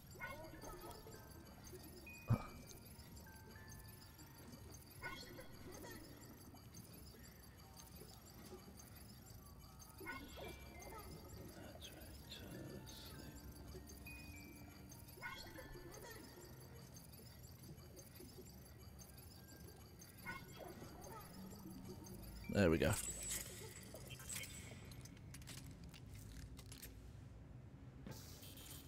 Okay. Let me double check. What main orders are there here?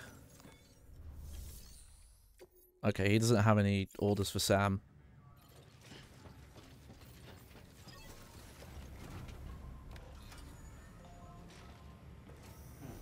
Okay, so...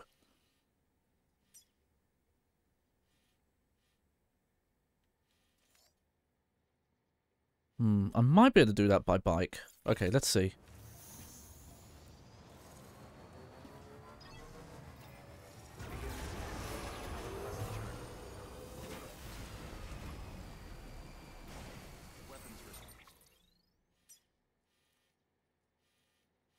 Restrictions lifted.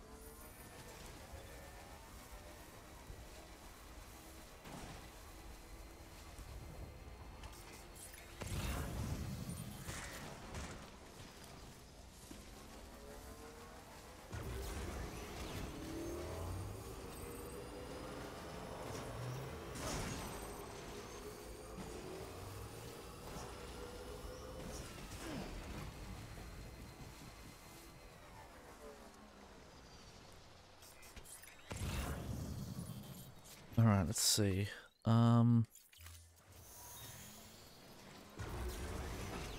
Woo!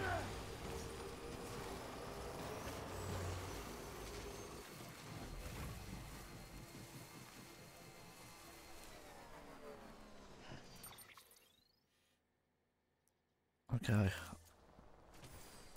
Do think I want to go on here. But before I do, I'm going to give this guy my metal. There we go.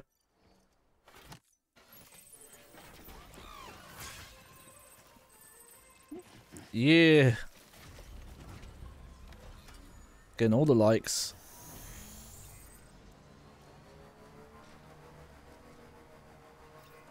Oh. Okay, so this might be an area where I'm not really going to get a bike up. Right, I'm going to just leave the bike here for now and hope it'll be fine.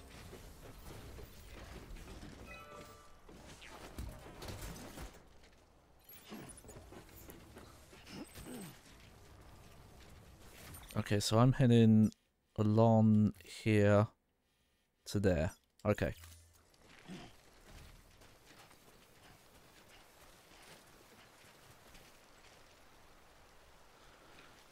You know what? A bike probably would be useful if you could make a bridge that would take you across over there.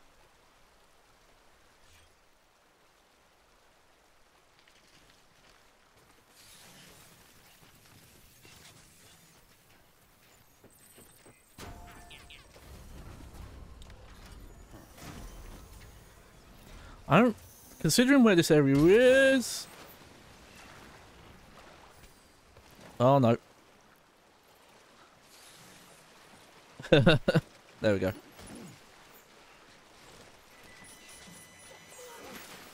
Oh, are you kidding me? I didn't think that was even that deep.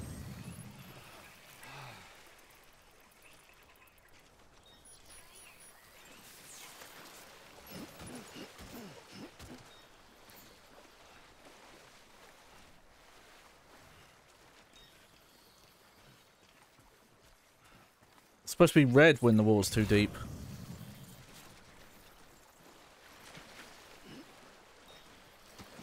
Oh, it's because the current's strong, that's why. There we go.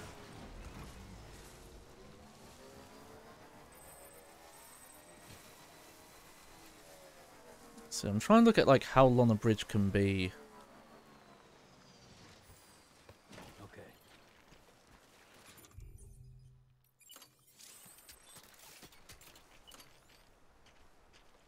Okay, 50 meters. Definitely not. Oh, wait, no. You could go all the way to 80.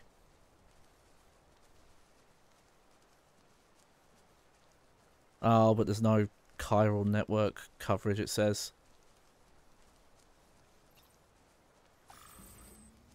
Hmm.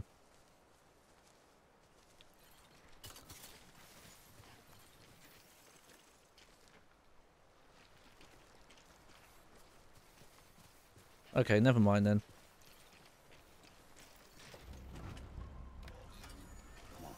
Park underneath so the bike doesn't get rained on? That's a good idea. I'll do that then. In later areas, there is a structure you can build that does give you rainfall protection. We just don't have that yet.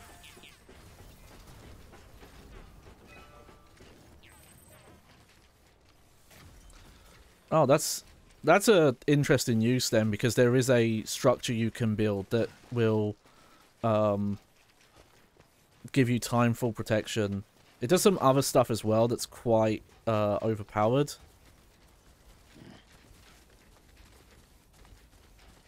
Alright, let's see.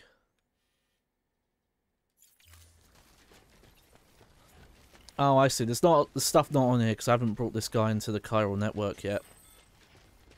That's why, okay.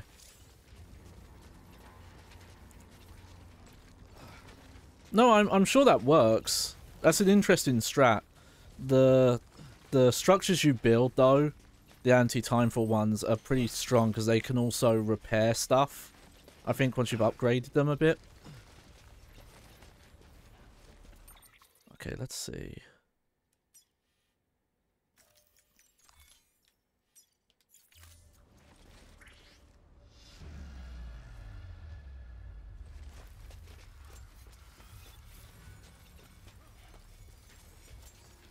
Oh, I gotta be careful.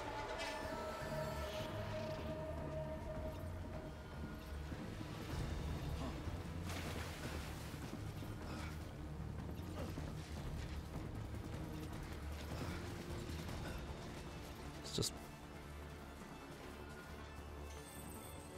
Okay. Don't think they're gonna follow me too far this way.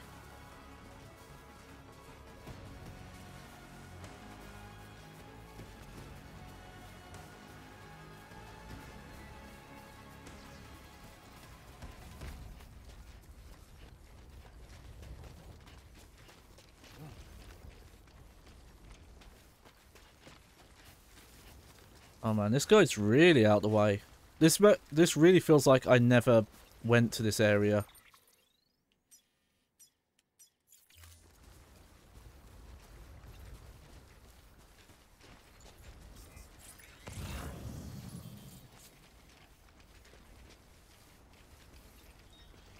Or if I did not do much here. I will say that original playthrough, I never really got a chance to fast travel to this previous map from the second map. So this kind of stuff I didn't really end up doing. Anything I would have missed? How you doing, Sam? Alright, cool. Okay. I should have... Yes. Nope.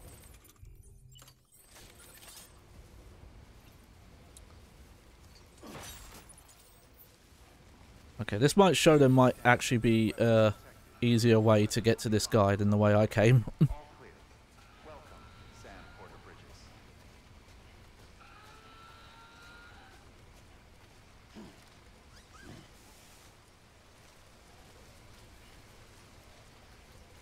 Okay, yeah, it looks like coming from that way and maybe, yeah, would have been easier.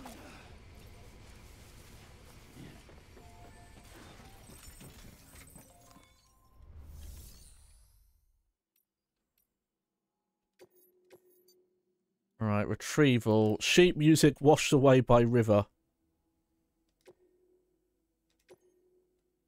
Alright, let's try it.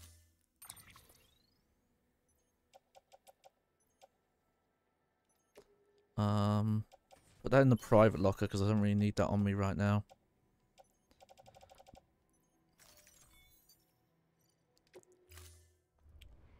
Order assigned. Yep, auto arrange. There we go.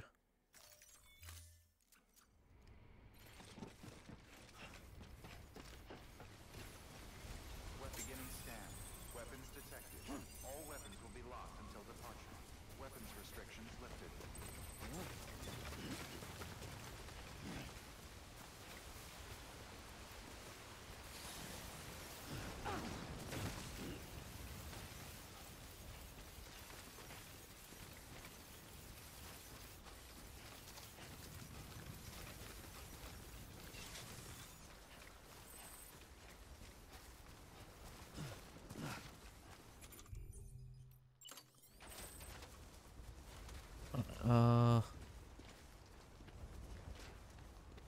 No, no, no. Oh.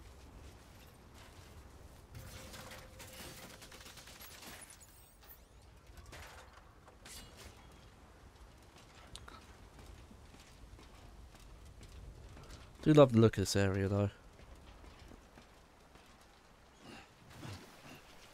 Well, not the best placement.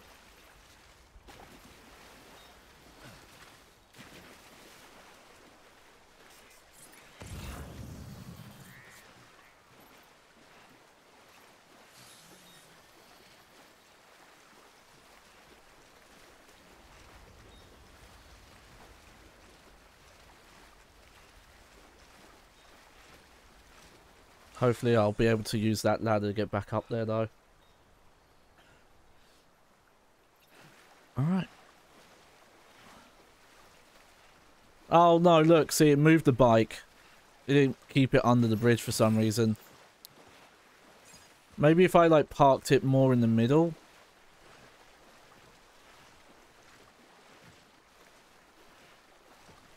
But it's moved the bike.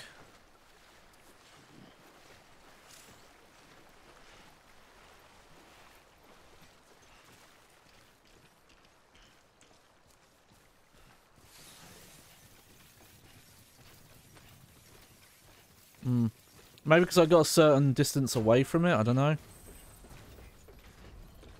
Okay, let's go get the other one. No, it's alright. There's no rain here anyway, so...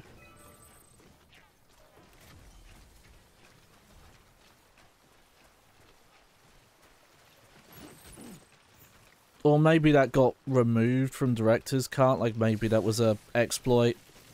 And they took it out because it kind of defeats the point of the later structures that help give you rainfall coverage. I don't know.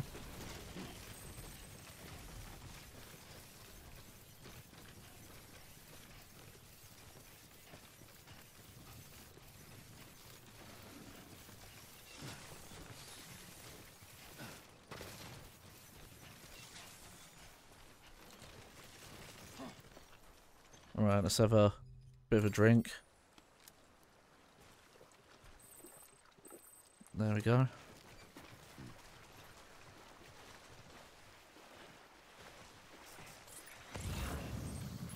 Yeah, I have to remember it's bridge energy drink now. I'm not like the cool kids. I don't get to have the monster. Let's get the...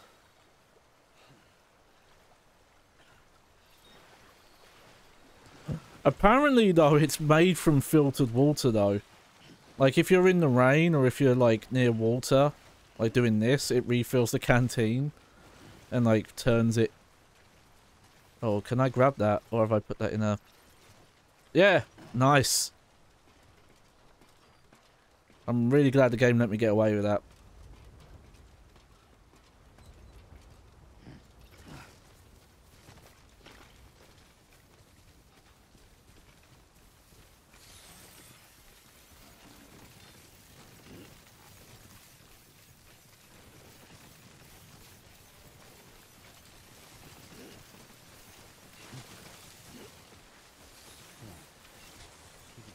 You know,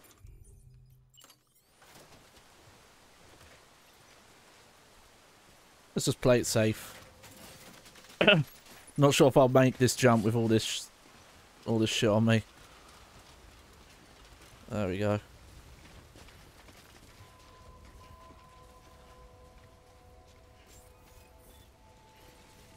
Beginning scan. Weapons detected. All weapons will be locked until departure. Cargo verified. Thank you.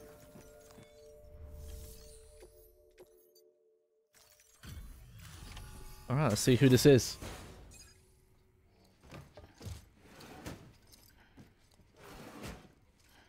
Delivering cargo.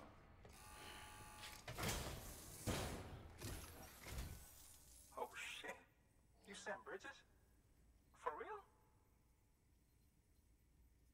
Oh fuck me. What am I gonna do with all this? Good problem to have, but still.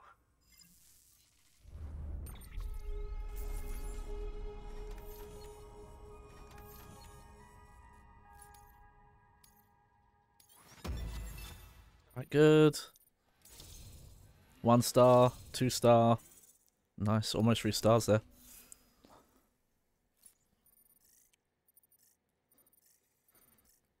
Yeah, you have to start taking timed and cargo condition based orders to raise those stars up more. The network's been working out pretty good for me, so... Okay, let's do it. Sign me up for the UCA. Who is this guy with this Brooklyn accent?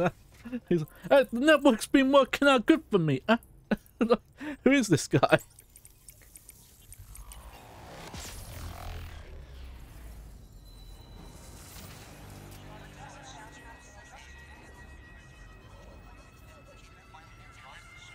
Oh, BB's into it though. Oh, my BB.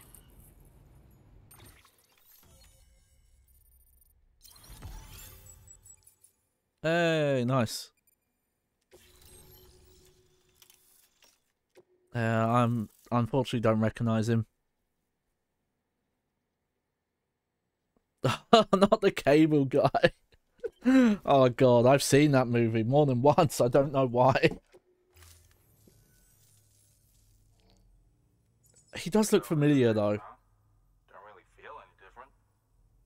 I guess I'm part of something bigger now. Well, I should get back to searching for some new shit to listen to. Always something good out there.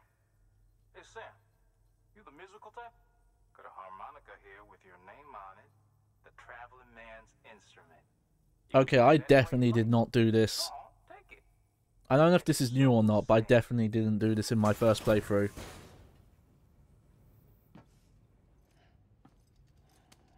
I would have remembered getting a harmonica.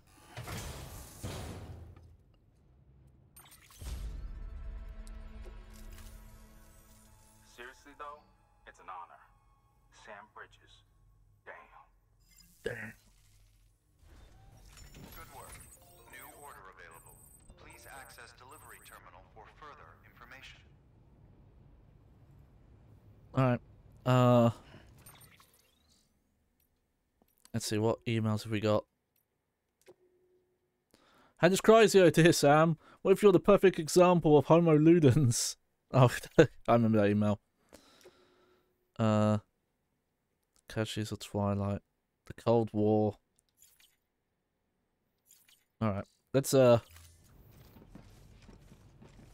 see, where's the harmonica kept?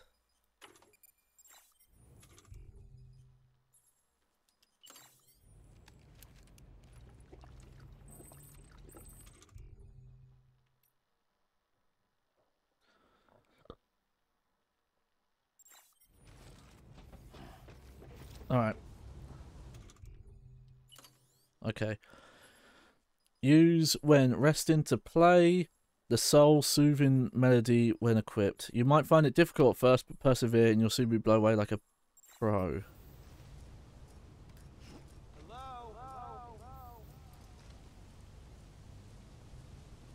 Oh, you have to be sit. I don't know how you sit though.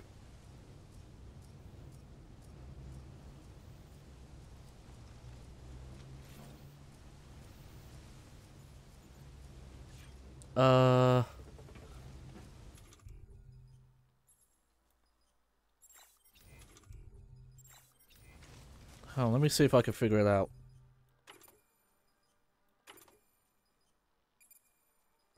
Oh, Oh, you have to hold circle. There you go. At least you know your limits, huh?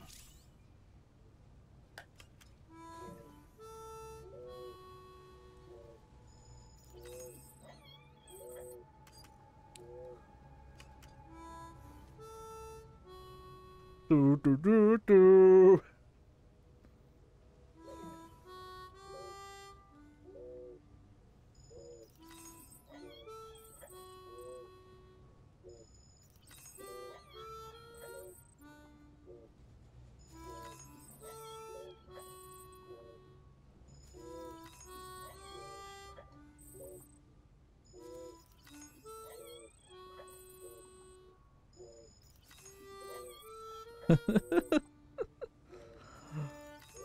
Oh, I'm...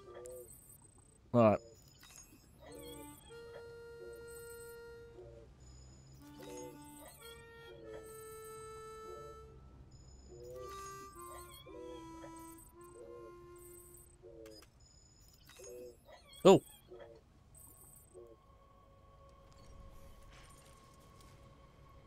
There we go. That was kind of fun. Alright, Alright,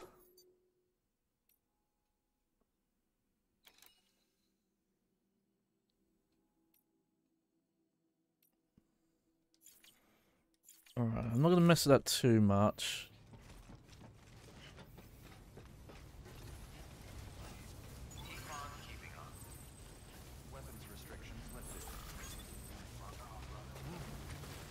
Oh look, someone did build a bridge here. Look at that. Wow. I didn't even know the game would let you build a bridge like this. That's awesome.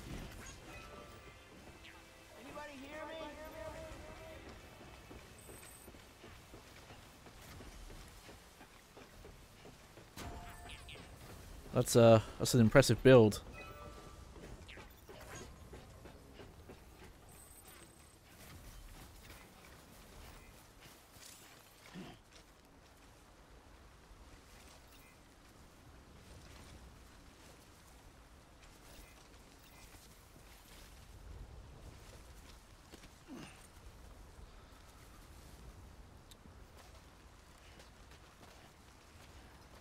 Just gonna head down here.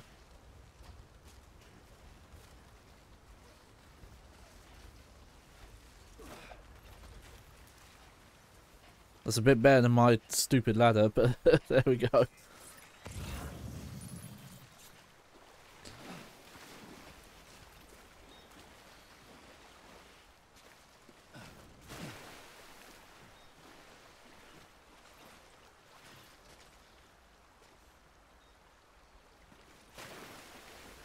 Let's head back to the bike now.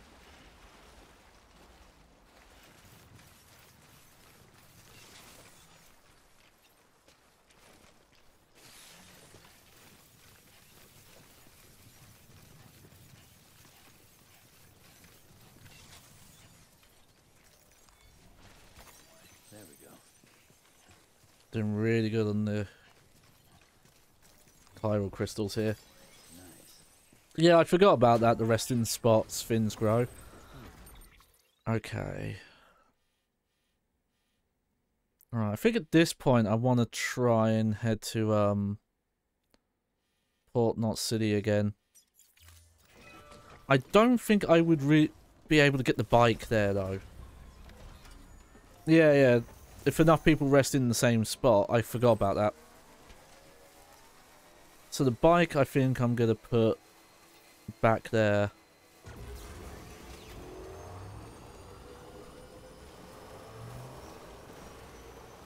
Especially because at this point, it would be a good idea to There you go, Speed Demon. get a bit further, because you unlock some stuff that makes traveling between like previous bases easier.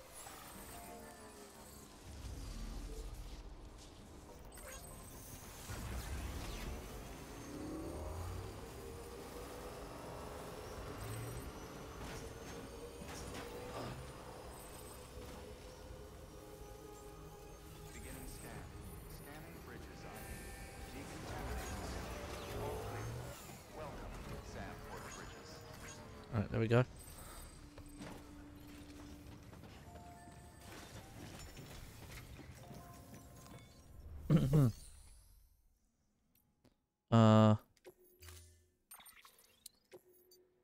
There we go.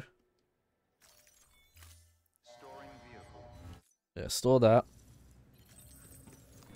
And let's just see how quickly we can get to, Oh, weird.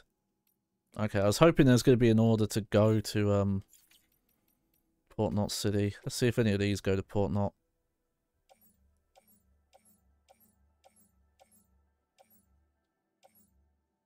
Oh, there's one.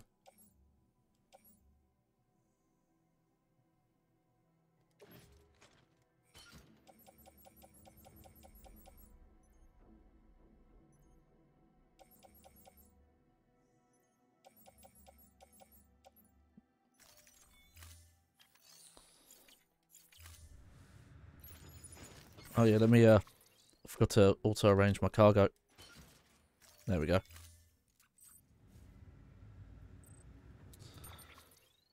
Let me check. How many... So I have a climbing anchor. Okay, I'm going to fabricate some stuff quick.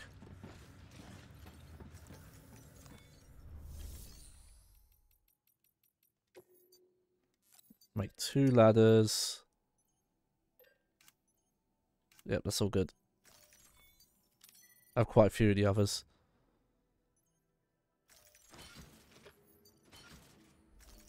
There we go.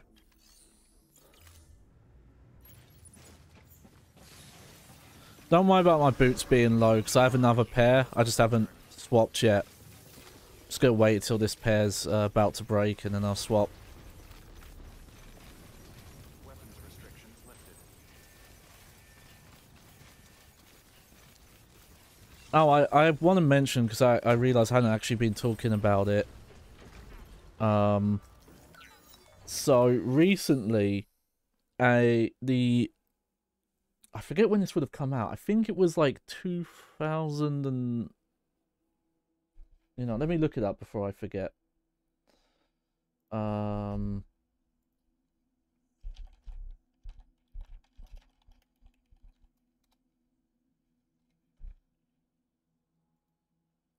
So, Castlevania's had a couple of arcade games, but there was a specific game that was just called literally Castlevania Arcade, or in Japan, Akamajou Dracula the Arcade, that came out in October 2009. Though it only came out in Japan, though it did have location tests in Europe in 2008 as well. Also, I can hear my the other cat Ginger.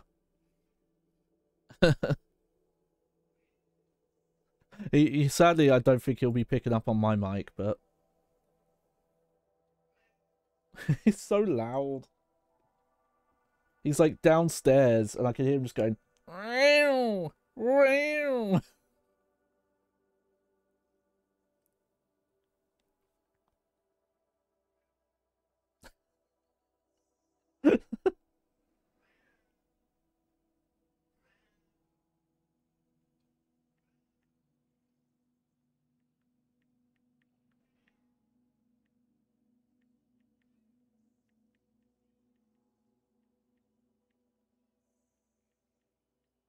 He's really going for it. He's real desperate for food or something. Not like he hasn't been fed today.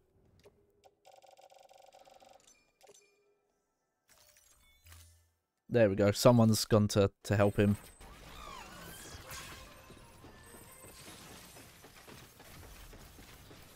Alright, I'm going to get to Port Knot City. I think that's the name of it, right? Yeah, and that will that'll be the end for today. But yeah, so Castlevania Arcade came out in Japan late 2009. Was supposed to come out elsewhere, but for some reason never did. Yeah, I'm just gonna draw a path so yeah, I don't get lost. But it is a rail shooter, but its unique design is that it is mostly a melee-based one. It still mostly plays like a light gun shooter, or in this case like an IR shooter, but your main attack is doing whips, and then your sub-weapons are your like ranged attacks. So there are some other characters you can pick that are more range-focused, and there's some other stuff. But it never got a port, despite the fact it would have been perfect for the PlayStation Move, which came out like like a year after the Japanese release. Looking at the visuals, they would have had to have like downscaled it a lot to get it running on Wii, but they could have done that as well. But for some reason, they've just never done anything with it, even though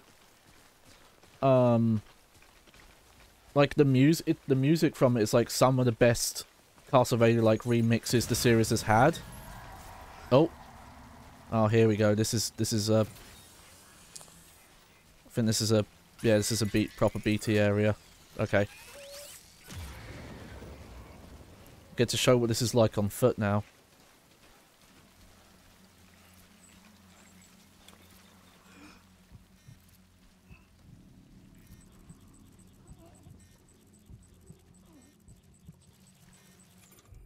Gotta get my oh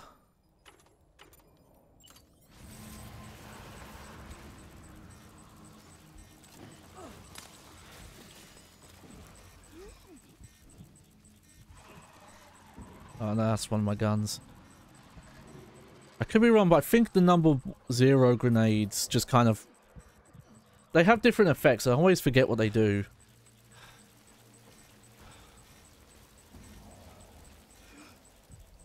But yeah, the main tip here is just pay attention to where the indicator's pointing. If you need to stop to kind of get a better idea of where they are, if you stop for a long enough time, you can see them. Like that, see?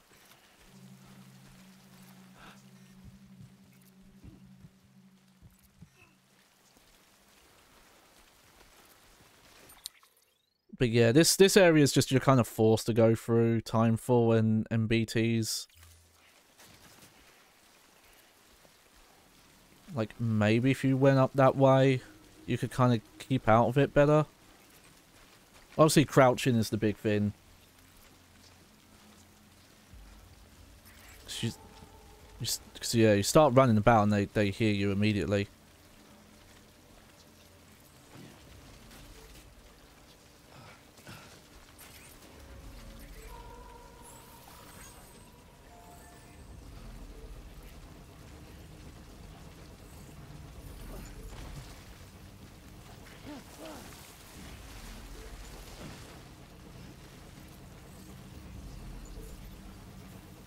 Surely I could get up here.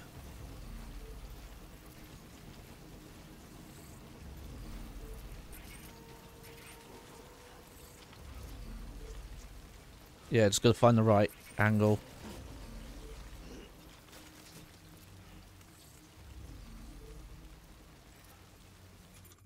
Oh yeah, I forget the timefall here is like especially bad.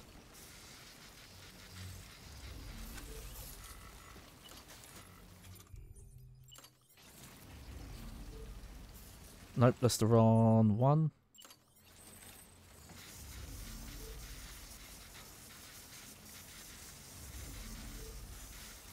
There we go. But it's I guess probably the easiest comparison is oh, I forgot the name of it. It was a Ubisoft Wii series, Red Steel. Specifically, I'd say like Red Steel 2 more than the first one. But I've not really played Red Steel 1. But also, there's a couple of games on PlayStation Move like it. The main one was Deadman's Quest.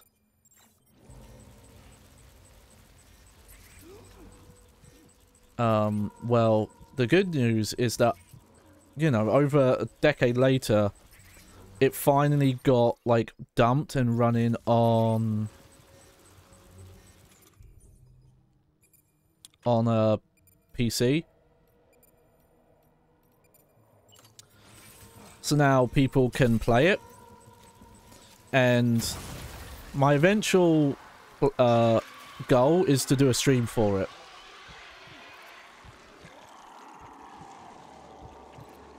But I need to get some very specific stuff set up. No. The blood grenades kill them.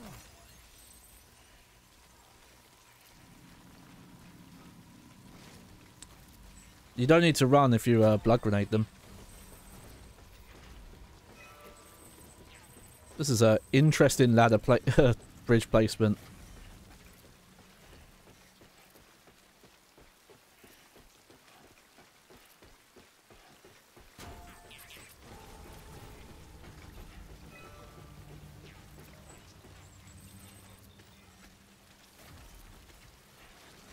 Alright. I'm gonna do some more repairs here. There we go.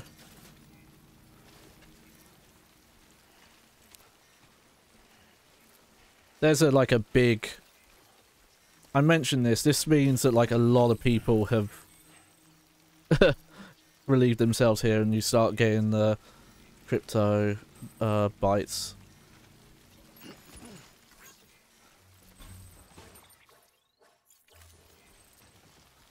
Alright, I'm gonna go this way because there's some coverage this way.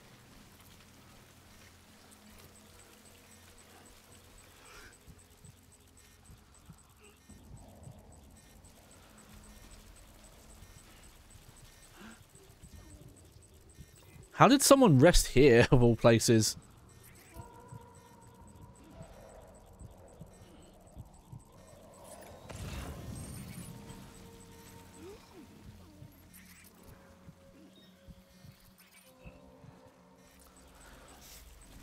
But I've been slowly working to get it ready for a potential stream day.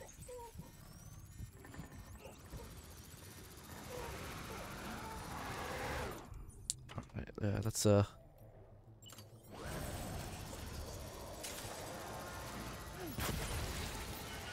grenade you fucks.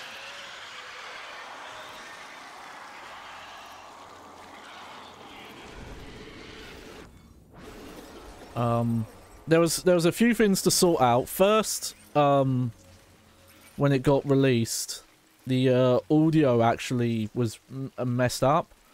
Because it's such an old game and it's from that era where, you know, the whole reason it can play on PC is because it's from the era where arcade machines were literally just PCs in an arcade cabinet. What is it in Sam's Blood that does that? They mentioned they're not 100% sure, but it's got something to do with that he's like got dooms and he's a repatriate.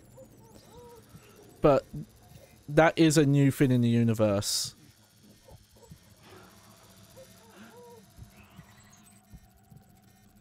Like they specifically say like how we've never been able to deter them before. I could say more, but I can't, so it'd be spoilers, so.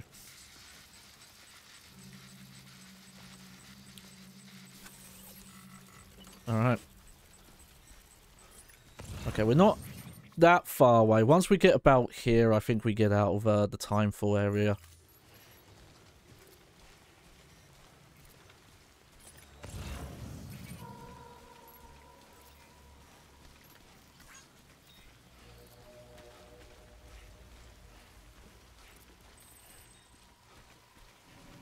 Yeah, we're almost out.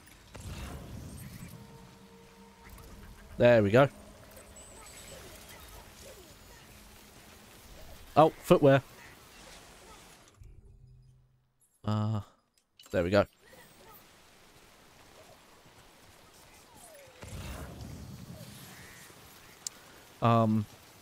So when it first, you know, was released, firstly, people couldn't actually play it for a while. You could launch it, but because of the game having such a specific, you know, IO sensor-based control scheme, it didn't work for a while. Luckily, and when we do the stream, I'm going to make sure to get, like, a great list of, like, all the credits of people who have worked on it. Someone hacked a way to use a mouse to emulate what would be the whip controller. Oh, that's a Port Knot City one. I should pick that up. There we go. Finally out of the rain.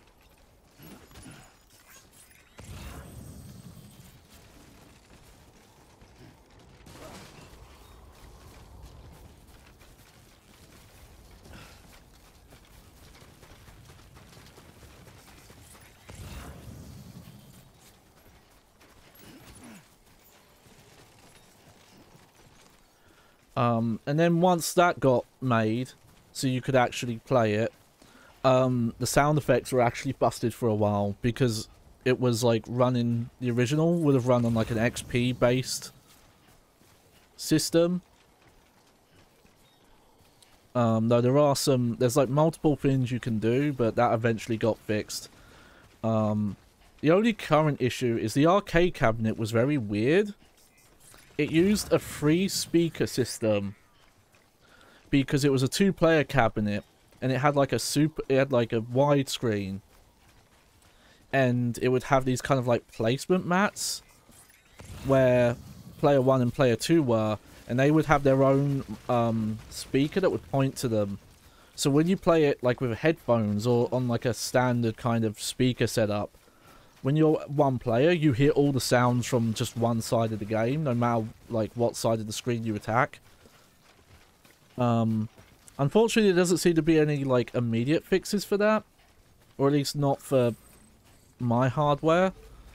The easiest way is just to force it to mono, basically. That seems to work.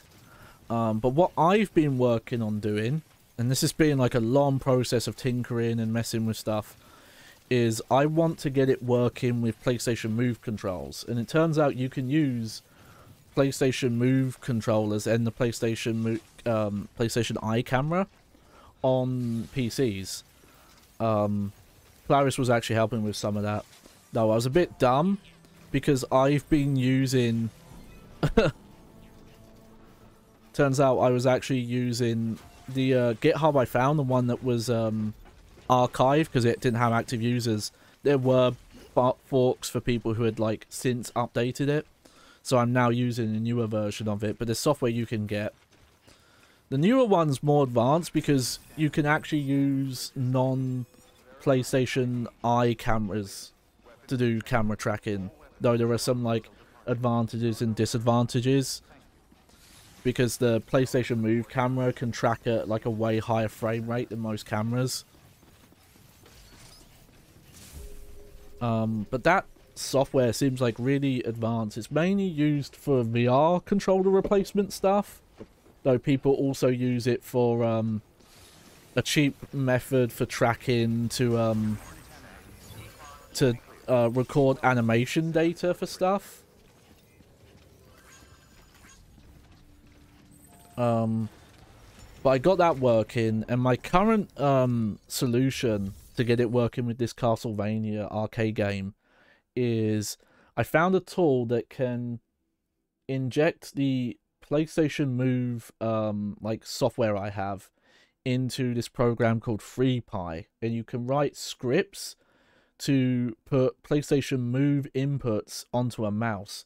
The problem is that you have to know how to script, and I've basically learned by looking at the example script and messing with values and figuring out what they do.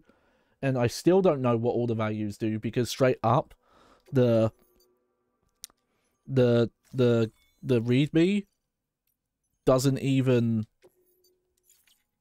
tell you what all the things do. I didn't mean to do that, but whatever. And you have to like manually change X and Y like value numbers, and I've got it to a place now where it feels okay. I don't know if it's 100% where I want it. It's definitely a weird solution, because the main problem is that it doesn't feel like it's positional. Here's the thing: if you play a PlayStation Move game on a PlayStation 3, there is a calibration screen where it's like point at the camera, then point at these targets and press the button, and then it will calibrate for you.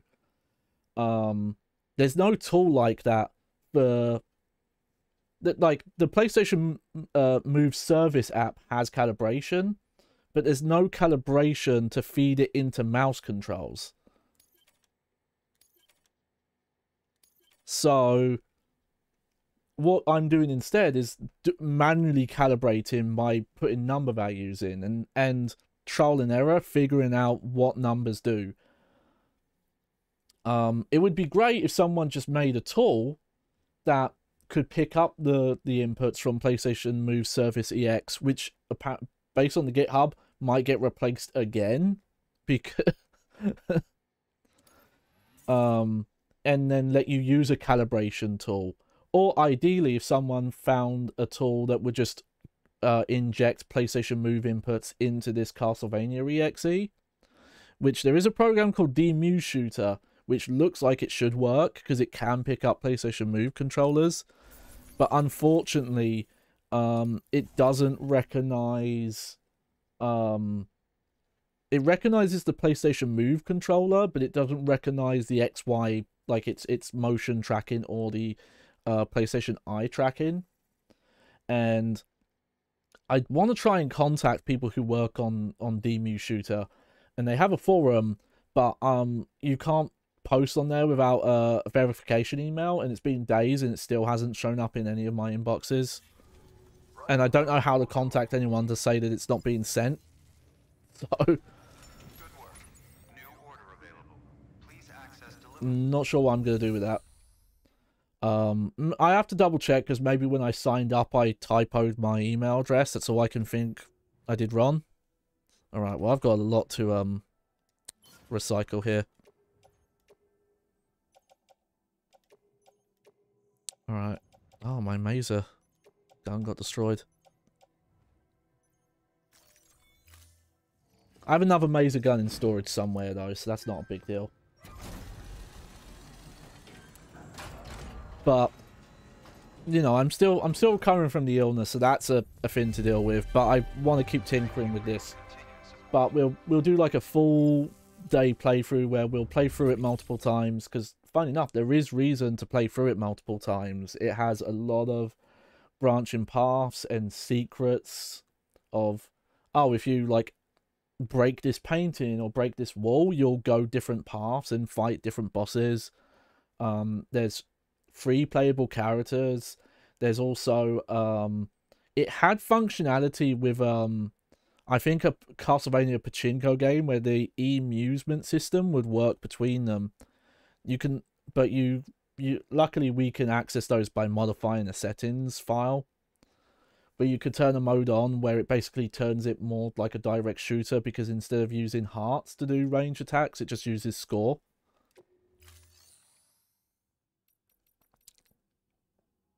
Alright, oh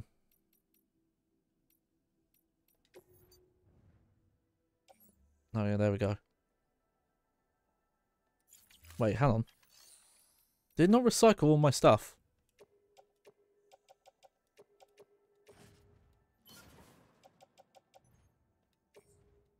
There we go. Whoops. I did that wrong. But look forward to that.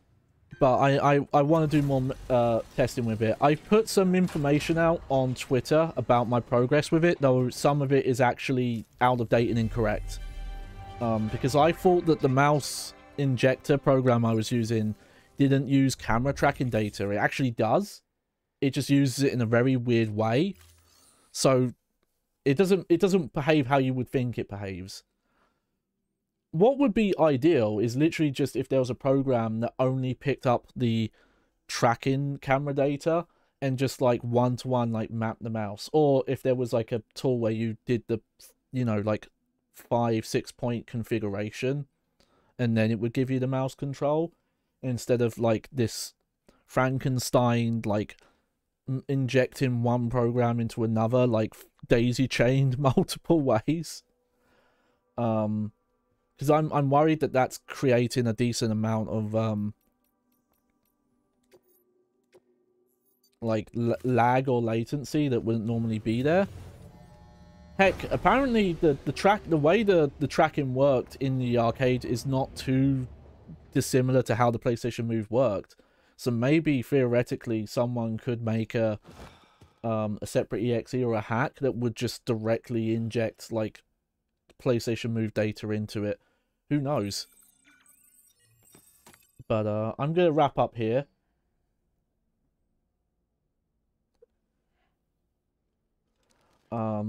If Death Stranding will show up on stream again, I'm not entirely sure. Thank you for your generosity. I don't know how I'm gonna feel Saturday. Saturday is like my next scheduled stream day.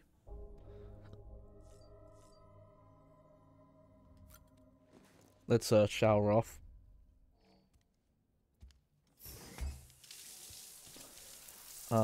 Whenever I am well enough to do like my full camera stream again, we'll play more eco. And I think I'm gonna start a Metroid game as well. but I want to make sure I'm like proper again. And this was kind of a casual thing where, you know, I've started this playthrough. Yeah. So you didn't have to worry too much about story and this being a full playthrough. I'll still put this up on the VOD channel.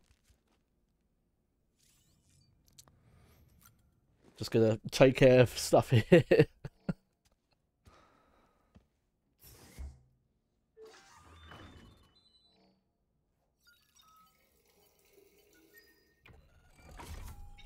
Oh wow, got a lot of #1 grenades there.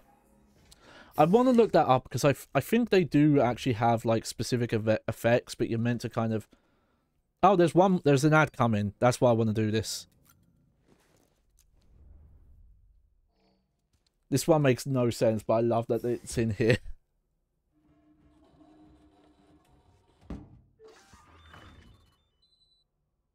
Yeah. Yeah, there's the motorcycle ad. Yeah, that one, well, you know, makes sense. They were able to keep that. Ah, I love it, though. It's this weird thing that Kojima's, like, always been really into product placement stuff. Like, he's basically been doing it since, I think Metal Gear Solid 3 was when he got really big into it.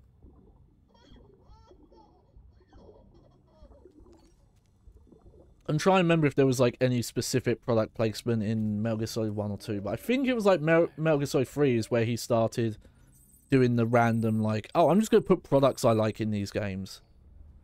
Peace Walker was probably the worst of it, though. Especially in the Japanese version, because they were like,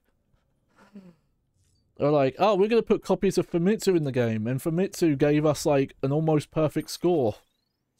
Like, that's not dodgy. And the ex-president of Famitsu magazine, he was in advertising campaigns for the game. Alright, well, there we go. So, that's the end of me. So what we're going to do now is, it's fUnKy is re-debuting today. I think she's live. Yep. We're gonna... we are unable to raid fUnKy at this time. Why not?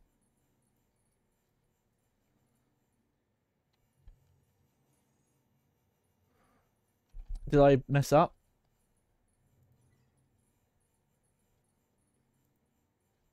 To make everything. Okay, well, apparently I can't raid, so I'm just going to end stream here. Thank you everyone who came. Thank you for the new follows. I know this was a weird one. But I'll try and make my regular stream days until I know I'm ready to cam again.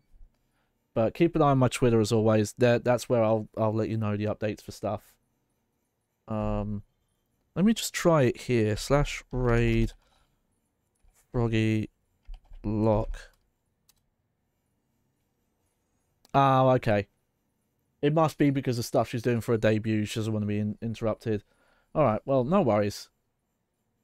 I'm just going to end things here. I hope you enjoyed the show. I was your host, Johnny Baghead. Hey! Oh, also I typed a bunch of 5s in chat. But yeah, take care everyone. Take care of your BBs. Make sure to call Mads Mikkelsen daddy, just like Kojima wants. And, yeah. Have a good evening.